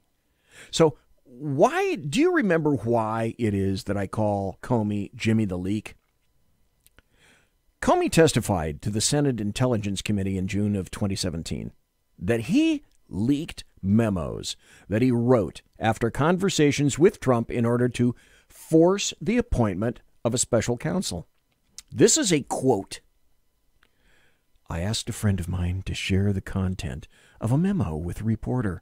I didn't do it myself for a variety of reasons, but I asked him to because I thought that might prompt the appointment of a special counsel. Comey testified June 8th of 2017. Then James Comey, by the way, denies being a leaker. Really? You can't write this. Comey instructed his friend Daniel Richman to give the Times, New York Times, a memo he wrote about the conversation he had with Trump on February 14th, 2017. Comey claimed Trump asked him to shut down an investigation of former National Security Advisor Michael Flynn. Comey's ploy worked, of course, because Robert Mueller was appointed special counsel May 17th, 2017. So you got to ask yourself, in lieu of all this, what am I making reference to? So what happened? What occurred this past Sunday, March 24th? Robert Mueller's report did not find any U.S. or Trump campaign officials knowingly conspire with Russia in the 2016 election. That's according to details released on Sunday. So after a long look, there was no collusion with Russia. There was no obstruction and none whatsoever. And it was a complete and total exoneration. It's a shame that our country had to go through this. A summary of the conclusions from the Attorney General, William Barr, was sent to congressional leaders and the media. It also says that Mueller did not exonerate the president of obstruction of justice or find that he committed a crime. The chairman of the House Judiciary Committee says he'll call Barr in to testify in the near future. The White House says the findings were a total and complete exoneration of the president. So let's get back to that letter issued on Monday by Attorney General William Barr. Thank God he replaced Jeff Sessions, the do-nothing, limp-wristed, go-nowhere, limp-dick, no-load Jeff Sessions. You can see I have great respect for Jeff Sessions. Oddly enough, I happen to have a copy of that right here in my little hands. The special counsel report as a supplement to the notification provided on Friday, March 22nd, 2019. I'm writing today to advise you of the principal conclusions reached by special counsel Robert Mueller and to inform you about the status of the initial review of the report he prepared. The special counsel report. On Friday, the special counsel submitted to me a confidential report explaining the prosecution or declination decisions he's reached as required by 28 CFR 600. This report is entitled Report on the Investigation into Russian Interference in the 2016 Presidential Election. Although my review is ongoing, I believe that it is in the public interest to describe the report and to summarize the principal conclusions reached by the special counsel and the results of his investigation, which he did in a 4-page report that I happen to have right here in front of my face. They thoroughly investigated this, and I'm going to see if I can get down to more of the salient portions. The second element involved the Russian government's efforts to conduct computer hacking operations designed to gather and disseminate information to influence the election. The special counsel found that Russian government actors successfully hacked into computers and obtained emails from persons affiliated with the Clinton campaign and Democrat Party organizations and publicly disseminated those materials through various intermediaries, including WikiLeaks. Stop just for a moment. Anybody remember John Podesta? Anybody remember John Podesta clicking on various links?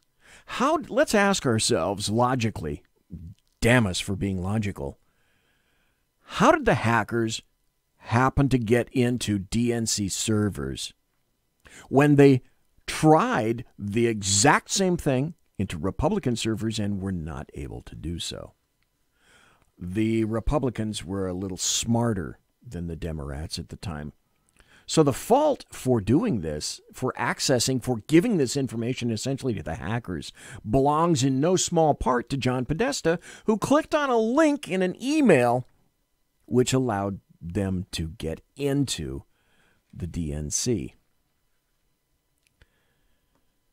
The special counsel brought criminal charges against a number of Russian military officers for conspiring to hack into computers in the United States for purposes of influencing the election. Stop. I also need to tell you this, because you probably heard this crowed about mightily by CNN, MSNBC, etc. The people that were looked at and examined are in Russia, and they're not coming back. And to do anything with them is akin to a fart in the wind. Nothing is going to happen. Doesn't that have a great deal to do with all the other things that came about as a result of this? Michael Flynn, Paul Manafort, Cohen, Carter Page, Roger Stone. What do we have involved in all of this? We have crimes of process. Remember this, crimes of process. Not one of these has any direct causal linkage to Trump-Russia collusion. And that's pretty much what this report that I'm showing you right now, if you're watching on Redcon or SHR Media, this report says the exact same damn thing. Obstruction of justice. The report's second part addresses a number of actions by the president, most of which have been the subject of public reporting, that the special counsel investigated as potentially raising obstruction of justice concerns. After making, quote, a thorough factual investigation into these matters, the special counsel considered whether to evaluate the conduct under department standards governing prosecution and declination decisions, but ultimately determined not to make a traditional prosecutorial judgment. The special counsel, therefore, did not draw a conclusion one way or the other.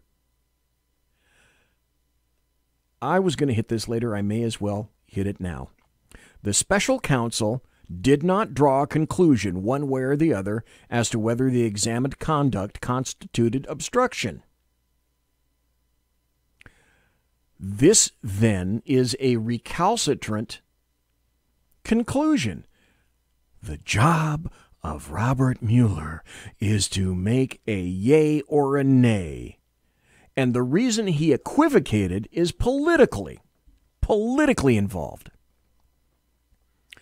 He says that these are difficult issues of law and fact concerning whether the president's actions and intent could be viewed as obstruction.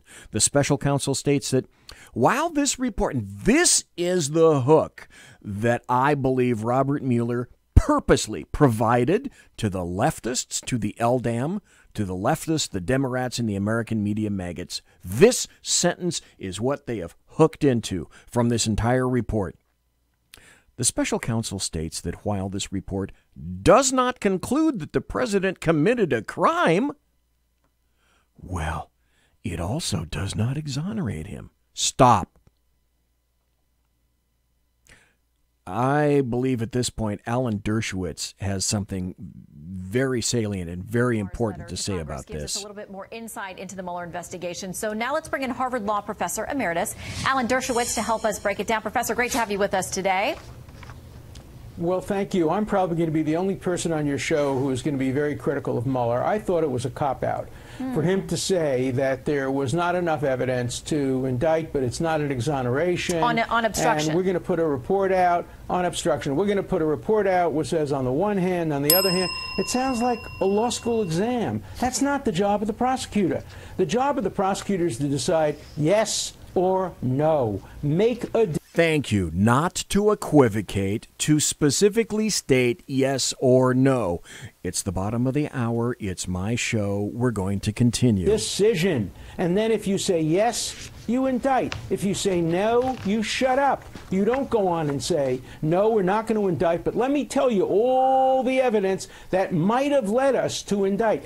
Does that sound like a situation and an individual that you heard similar to that in 2016? Does that sound remotely close. Exactly what prosecutors shouldn't do. That's exactly what Comey did. How is this different than Comey? Thank you. Comey says, I'm not going to indict Hillary Clinton, but let me tell you, it was a close case. She had all of this stuff, and she was extremely careless, and she did terrible things, but we're not going to indict her. That's not what prosecutors do. So I challenge defenders of Comey, defenders of Mueller, to distinguish what Mueller did in relation to obstruction of justice to what Comey did in relation to her email and why she wasn't indicted on that. I don't see a big difference. Yeah, it's interesting because we knew as soon as we saw this in the letter where the special counsel said, I'm not exonerating, I'm not also convicting or indicting the president or suggesting he committed a crime on this issue of obstruction of justice. So then he left it to the attorney general, who then with the legal team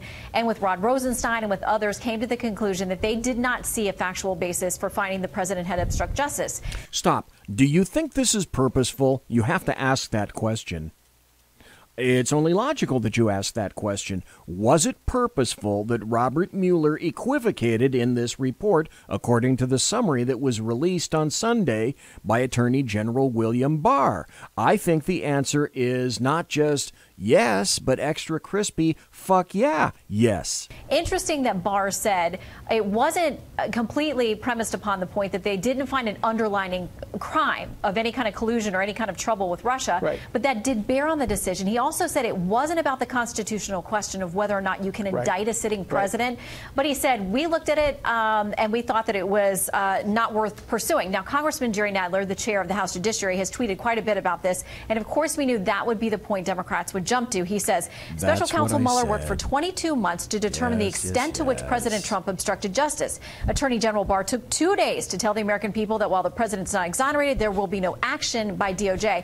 I would argue the letter goes farther than that because it says we didn't find that he actually committed acts that were obstruction of justice. What do you make now of this back and forth that we're going to have over that point? Okay, stop right there. We know that we're going to have exactly that, back and forth. Those are all excellent questions. So can I be possibly so base as to suggest that Mueller lacked the political cojones to draw that distinction?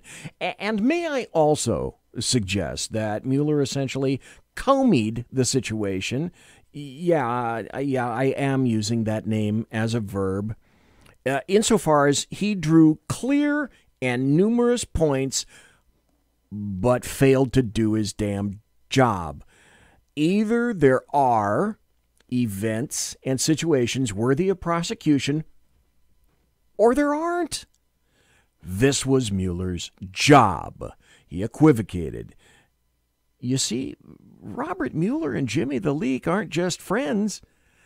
They're former FBI directors. You have to remember that, too, right? The special counsel's decision to describe the facts of his obstruction investigation without reaching any legal conclusion leaves the Attorney General to determine whether the conduct described in the report constitutes a crime.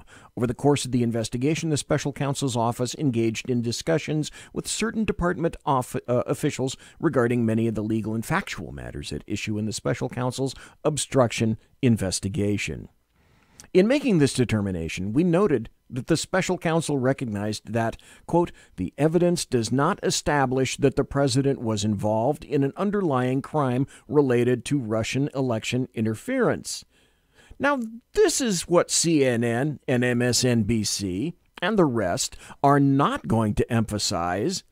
I already indicated what they have emphasized, what they will continue to emphasize, but they won't mention this. Quote, the evidence does not establish that the president was involved in an underlying crime related to Russian election interference, and that while not determinative, the absence of such evidence bears upon the president's intent with respect to obstruction. Generally speaking, to obtain and sustain an obstruction conviction, the government would need to prove beyond a reasonable doubt that a person acting with corrupt intent engaged in obstructive conduct with a sufficient nexus to a pending or a contemplated proceeding. In cataloging the president's actions, many of which took place in public view, the report identifies no actions that, in our judgment, constitute obstructive conduct. But you don't hear CNN mentioning that, do you? Not that part. You don't hear MSNBC mentioning that. Not that part. As I have previously stated, however, I am mindful of the public interest in this matter. For that reason, my goal and intent is to release as much of the special counsel's report as I can, consistent with applicable law, regulations, and departmental policies. The report continues. At the bottom it says, as I observed in my initial notification, the special counsel regulations provided that the Attorney General may determine that public release of notifications to your respective committees, quote, would be in the public interest. I have so determined, and I will disclose this letter to the public after delivering it to you, and he did. So the reactions, as you would expect, came pouring forth. Here's, I believe this is the Steve Hilton show. Here's Steve Hilton, Greg Jarrett, Sarah Carter, and Kayleigh McEnany talking about this particular show. Let's see if I can get this redone here. There we go. Hit it. Come on, Steve. I trust in you, dude. This is Technology 101. Steve, you're killing me here. Okay, we won't be able to listen to Steve, who was so willing to talk earlier, but now not so much. What does this also indicate to you? You have to ask a series of very important questions. We know a number of people were involved, but where did this go? And up what food chain? And ultimately, to whom? Something simpler and bigger, and that is, what role did Barack Obama play? Because I am here to tell you it is impossible. There is no way the FBI would authorize an operation to spy on a political campaign without getting clearance from above.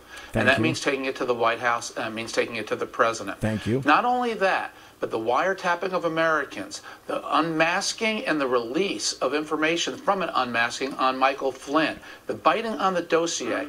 There is a question about what did Barack Obama know, and when, and what did he authorize? And we need to know that. And the easiest way to do that is for reporters to do their jobs. They've got Brennan, they've got Clapper on TV shows. Have any reporters put these questions to them? Just 2 weeks ago, Brennan was predicting that indictments would take place in the final Mueller report based on what he knew, in part, as CIA director. If publicly the CIA director for Obama is saying there will be indictments, think about what privately the CIA director for Obama was telling the president about what he was observing. Yeah. Facts in evidence. I got a question for you, folks. Is there anybody who believes that Barack Hussein Obama is stupid, ill-educated, unaware of politics, and was so incredibly laissez-faire that he was completely oblivious as to what occurred in his administration, particularly with regard to what became the #1 target of the Democrats, Donald John Trump? Is that humanly possible? Here is ABC's Please Don't Treat Me Like Steve. Here is ABC's George Stephanopoulos talking with Representative Jim Jordan, who has had some excellent insights on this thing. This weekend, but we're joined now by one of his top defenders in the House, the top Republican on the House Oversight Committee, Jim Jordan. Congressman, thank you for joining us this morning. You heard Chairman Schiff right there. He says the fact that there are no new indictments is not necessarily vindication for the president. You agree? Well, we got to read the report, but what I do know is, to date, not one bit of evidence to show any type of coordination, collusion, conspiracy between the Trump campaign and Russia to influence the election. And that was the charge, George, when this thing started almost 2 years ago. The Democrats were all saying that the president of the United States worked with a hostile foreign country to steal the election. And again, there's not been one bit of evidence to suggest that any of that happened. Well, there's been a fair amount of evidence that 14 associates of Trump had over 100 contacts with the Russians, even though you're quite right, there was no charge of conspiracy. Does any of the information that's been revealed about those contacts or about the fact that so many in the Trump world lied about those contacts concern you?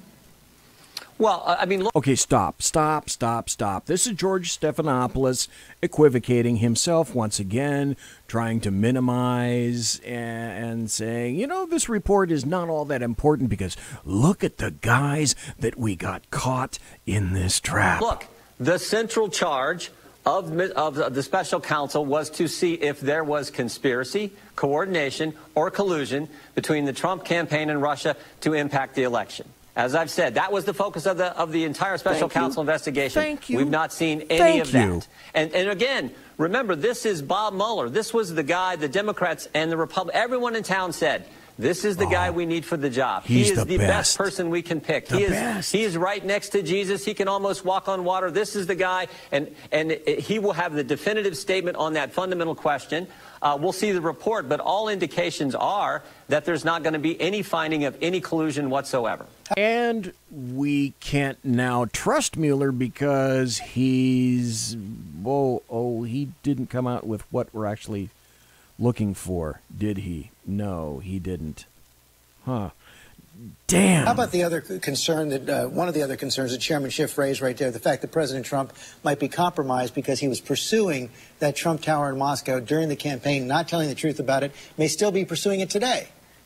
Come on, George. I mean, look, here's what's happened. They don't think this Mueller report's going to be the bombshell they all anticipated it was going to be. So now they're launching all kinds of other charges, all kinds of other investigations. They bring in Michael Cohen a few weeks ago. This was their first big hearing, their first star witness, their first announced witness of the 116th Congress, a guy who's going to prison in 6 weeks for lying to Congress.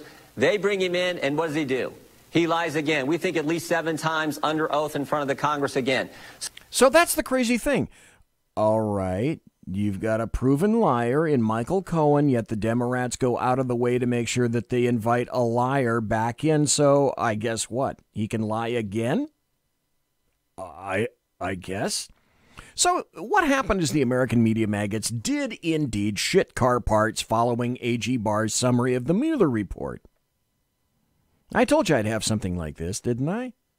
I bet you haven't heard this. Russian collusion. Trump-Russian sort of collusion. Trump-Russian possible collusion. Trump-Russian metal collusion. Trump-Russia possible collusion. Trump-Russian potentially collusion. Trump-Russia possible collusion. Trump-Russian possible collusion. Trump-Russian collusion. Trump-Russian collusion. Trump-Russia possible collusion. Russia hacked our election. Here comes a big change. Yeah. Because all of a sudden, Trump-Russian possible collusion. Russian collusion. Trump-Russian possible collusion. Trump-Russian possible collusion. Trump with the Russians. Collusion. Collusion with the Russians. Trump-Russia possible collusion. Trump-Russia possible collusion. Prove collusion. Prove collusion. Was there collusion? Absolutely. Russia possible collusion. Trump-Russia possible collusion. Trump-Russia possible collusion. Trump-Russia possible collusion. Trump-Russia possible collusion. Trump-Russia possible collusion. Trump-Russia potential collusion. Trump-Russia potential collusion. And the Kremlin and be in collusion with Putin. And the Kremlin and be in collusion and Putin. And the Kremlin and be in collusion with Putin. And the Kremlin and be in collusion. This president in collusion with Putin. And the Kremlin and be in collusion. This president in collusion with Putin. And the Kremlin and be in collusion. All 17 intelligence agencies. 17 agencies. 17 of our intelligence agencies have confirmed. Of our intelligence agencies. 17 different United States intelligence agencies. All 17 of them. All 17 of them.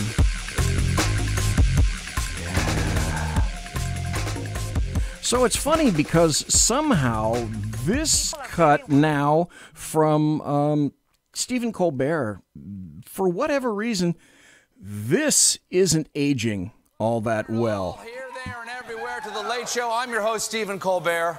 I feel like it's Christmas morning.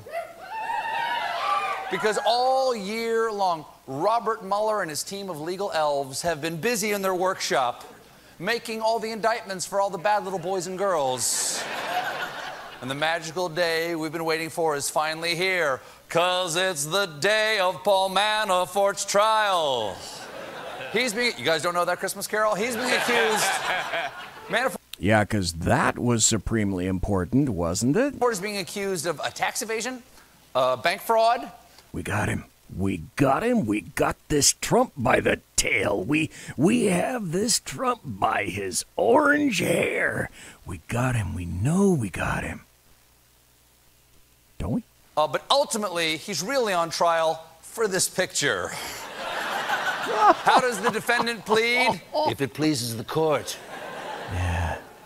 Innocent. Oh, yes.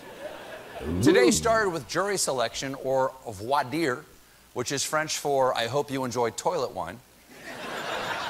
Then, in the opening statements, prosecutors painted a picture of Manafort's extravagant spending. Let's skip forward to this part. Collusion. There was no collusion at all. No collusion, no nothing. No collusion, no nothing. No collusion. No collusion. No collusion. No collusion. He uses... See, they think this is funny because Donald John Trump keeps telling people there's no collusion.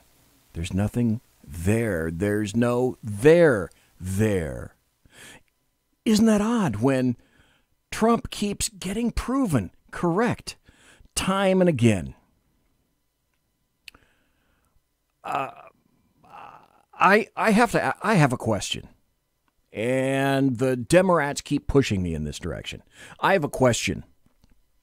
And I think it's an obvious one to me. And perhaps it's so incredibly obvious that no one seems to have thought of this. And why not?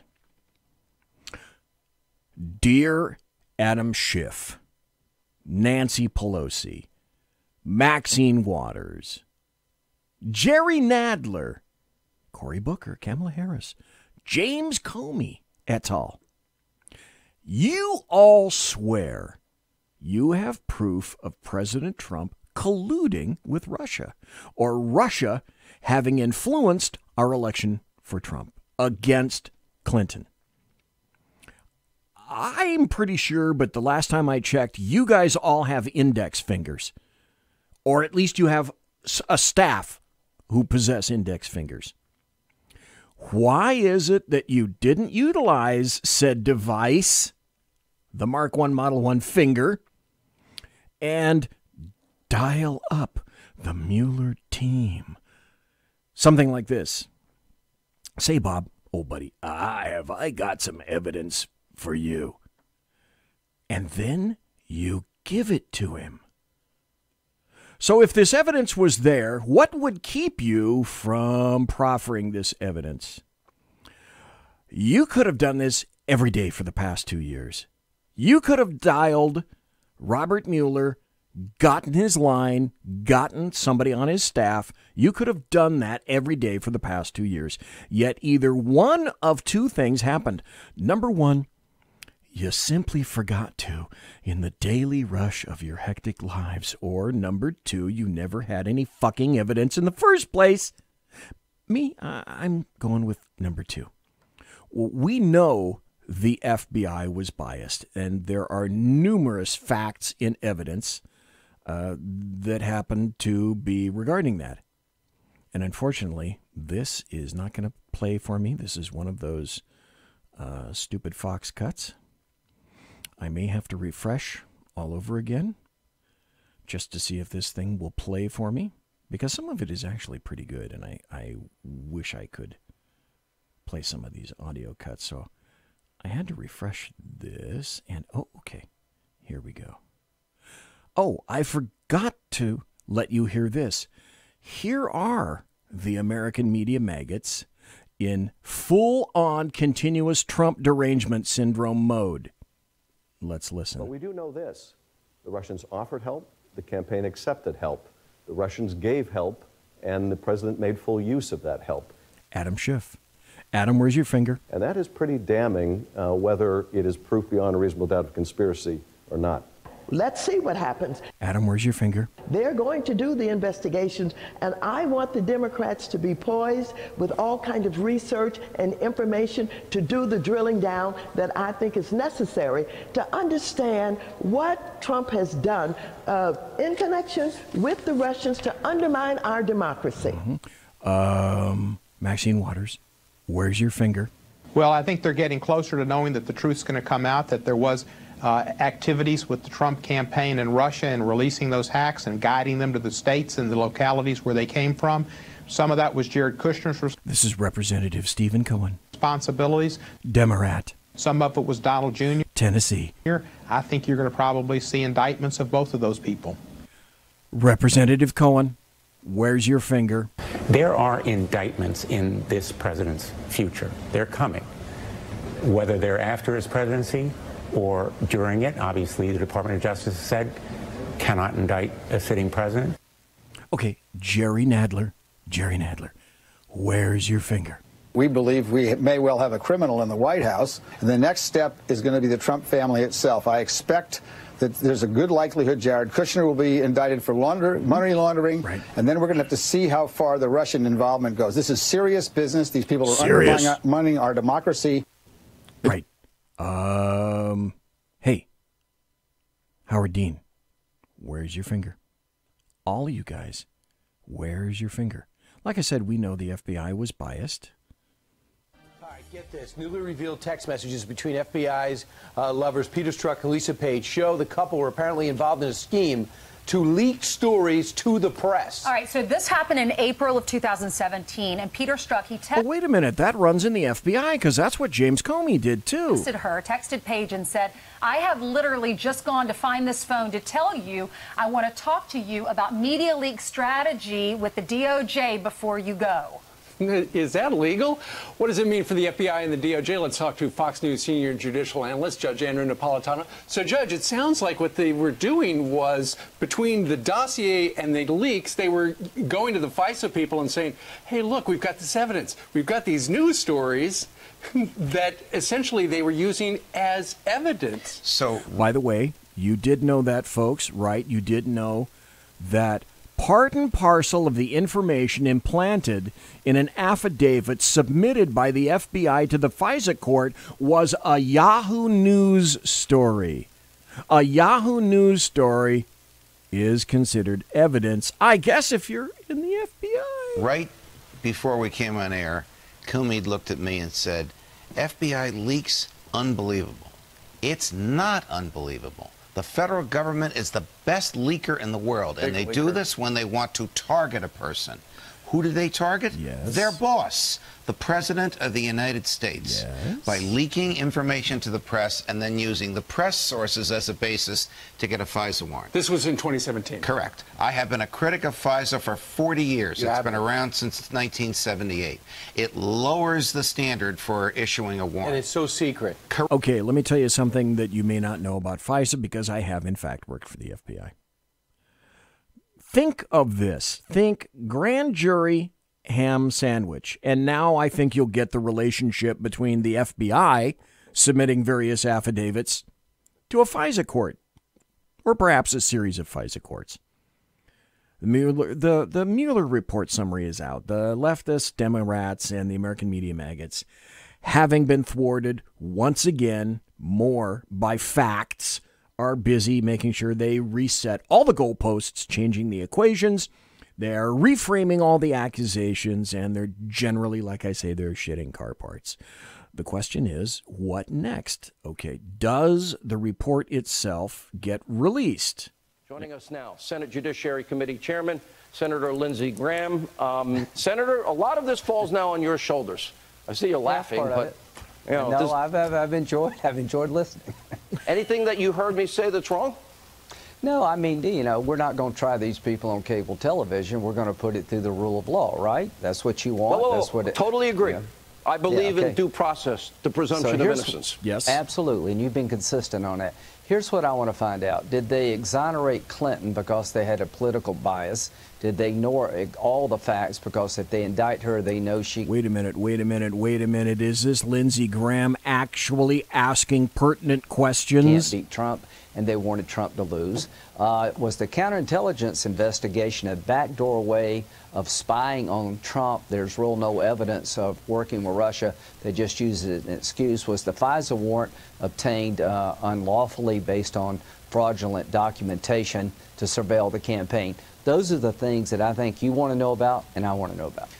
What will you do? Tell us the steps that you will take. You will play Great question. A very pivotal role here, sir. First thing I want to do is find out why they got a warrant against Carter Page if the dossier was a bunch of garbage. What did you have beyond... Yeah, by the way, did you ever hear Carter Page going to prison, going away? He's in the can. On the dossier, why didn't you listen to Bruce Orr? At the end of the day, how could you use this document that's unverified to this day to get a warrant on 4 different occasions? I want to find out all about that. I want to know if the email investigation was basically dropped because they had a political bias. I want to know if the counterintelligence investigation, why didn't you warn Trump that you thought the Russians were trying to infiltrate his campaign? Why didn't you tell him what you told him? Stop right there. That's an excellent question. Guess who's going to address that in a few minutes? Hey, Feinstein. Right. Well, so the reason I think they didn't tell him about the Russians infiltrating his campaign is that they wanted to infiltrate his campaign, not the Russians. Thank you. All right, Senator, I know that you have... Let's stop right there. Further, okay, why not release just about all the documents relevant to the case? President Trump has the ability as president to declassify a massive host of documents. Let me ask you this. For example, why can't we see just what it was, as Lindsey Graham asks, why can't we see what it was that the FBI provided to the FISA courts in order to acquire their searches of Trump, the Tower, and his associates? One thought is this, and I think it's the thought, and it's a damning one. And it's a massive reason why I believe that leftists and Democrats want no further documents uncovered. If you work in the law, you remember this, and in your training and instruction, you'll probably remember. Does anyone understand the fruit of the poisonous tree doctrine? It goes like this. If, for example, an investigation is conducted and it's found that a FISA judge signed off on an affidavit packed with specious, unverified information, such as the salacious, dirty dossier, up to and including outright falsehoods, everything in terms of evidence subsequently procured is illegal, and therefore it's inadmissible in court. Now, what that would mean, if you do the logical extension like BZ says, the BZ logical extension is this. That means convictions and indictments on, just for a start, let's say, I'm sure I'm going to leave somebody out, Michael Flynn, Paul Manafort, Cohen et al. Those would have to be vacated. One final point, something I've always wondered. Where was the benefit of the doubt for Donald Trump? Where was it? Did it exist? As in, something like this. I think it's like Napolitano said. It's like this, okay? Mr. Trump, I'm Agent Lee from the FBI, and we have information to indicate that your campaign may have been subject to some kind of infiltration attempt by foreign powers, to possibly include the Russians. Would you work with us to try to get to the bottom of this?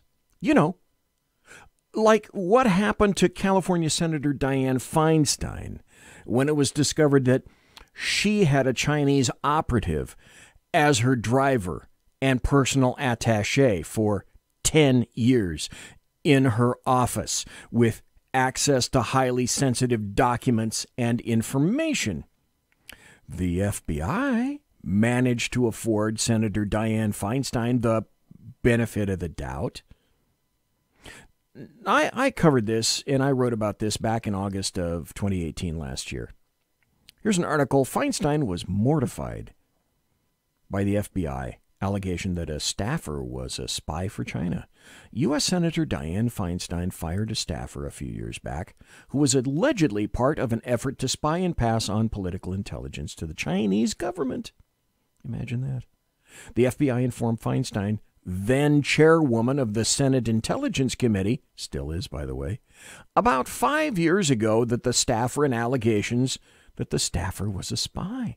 The source who confirmed the incident to the San Francisco Chronicle said, Dianne was mortified upon learning about this.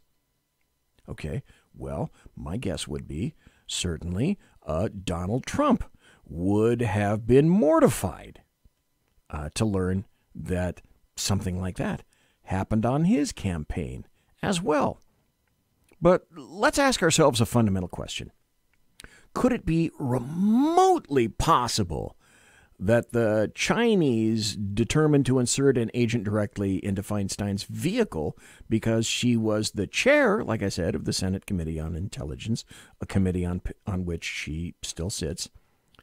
That's a suspected spy served as the lawmaker's driver in California, but took on other roles as well, including helping her out in her San Francisco office and being Feinstein's liaison to the Asian American community in the state. He attended Chinese consulate events on behalf of the senator. Stop. What's a wonderful place and locale to hand over information that you may have cribbed from Senator Dianne Feinstein's office? That's right, Chinese consulate events. A former official said that the spy's handler probably got an award back in China for his efforts to penetrate Feinstein's office and pass on intelligence. Okay, taxpayer money paid this Chinese molar a spy. Your money, my money. First question I got to think of is, did this guy get a pension? How would we know? Wouldn't it behoove the Democrats to keep such a cock-up quiet? Sure it would. What a great job. Steal secrets, spy on the Guelo, then take a cushy retirement. And let's break this down as well. The suspected spy served as the lawmaker's driver, took other roles. He was a driver and much more. Let's be serious. After her husband, Dianne Feinstein's husband, Richard Bloom, he has close associations with China. And her comfort factor in dealing with the same, would it not be logical that the amount of time spent with her and this guy day by day, week by week, year after year, would result in her guard being let down just a little bit? And this guy by the name of Russell Lowe wasn't just her driver. Oh, that's right. He was her office manager as well.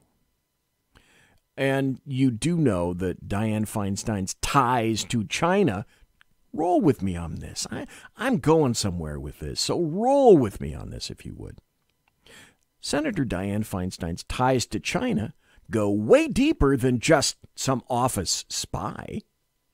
She's always had a warm relationship with, and she's been an active advocate for communist China, going back decades, and involving millions of dollars, if not billions of dollars.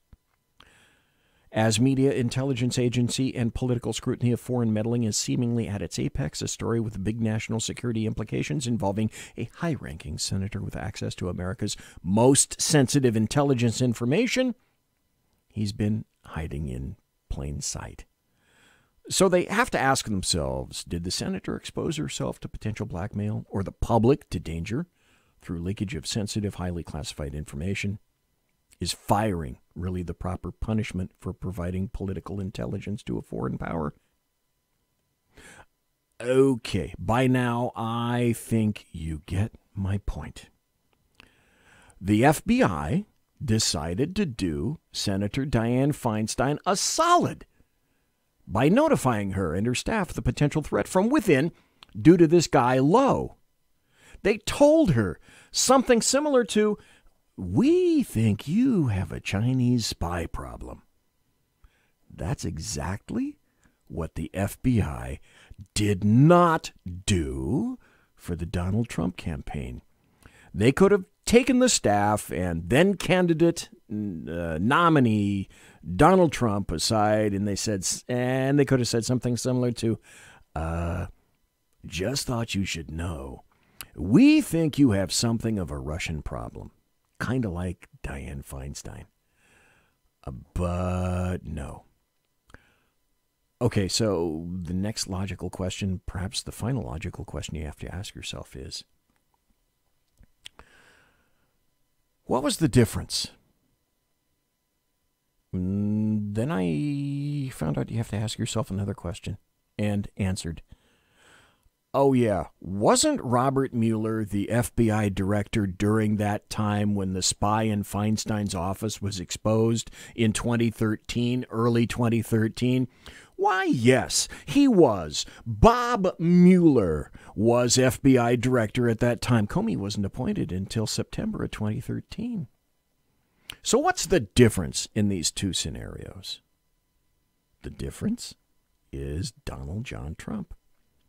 This was a soft coup against President Trump. By dint of him, that means it was a soft coup and a continuing coup against the American citizens and American voters.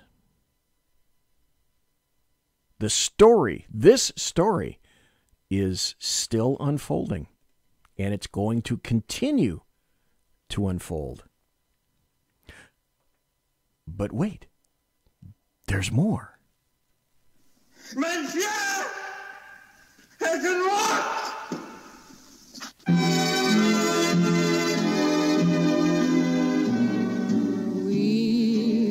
Ladies and gentlemen, boys and girls, children of all ages, thanks for listening to the Bloviating Zeppelin's Berserk Bobcat Saloon radio show, live and direct right here on the SHR Media Network.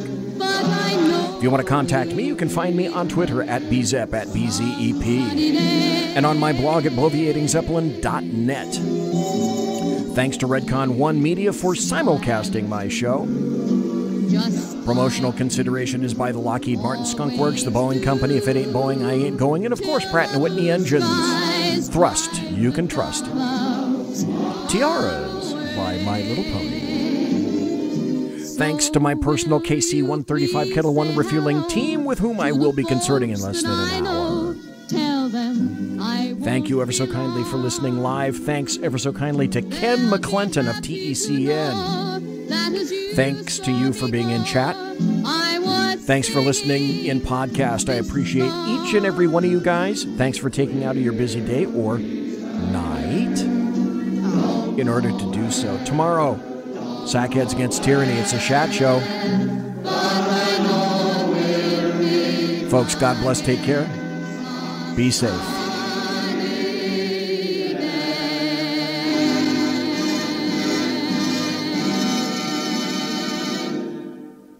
Everybody quiet down now and get some sleep. Good night, everybody. Good night, Mama. Good night, Ben. Good night, everyone. Good night, Mama. Good night, Daddy. Good night, children. Good night, Daddy. Good night, Elizabeth. Good night, John Boy. Good night, Jim Bob. Good night, Jim Bob. Good night, Jim Bob. What's going on? I was asleep. What's everybody doing? Good night. Good night, Jim Bob. Go to sleep.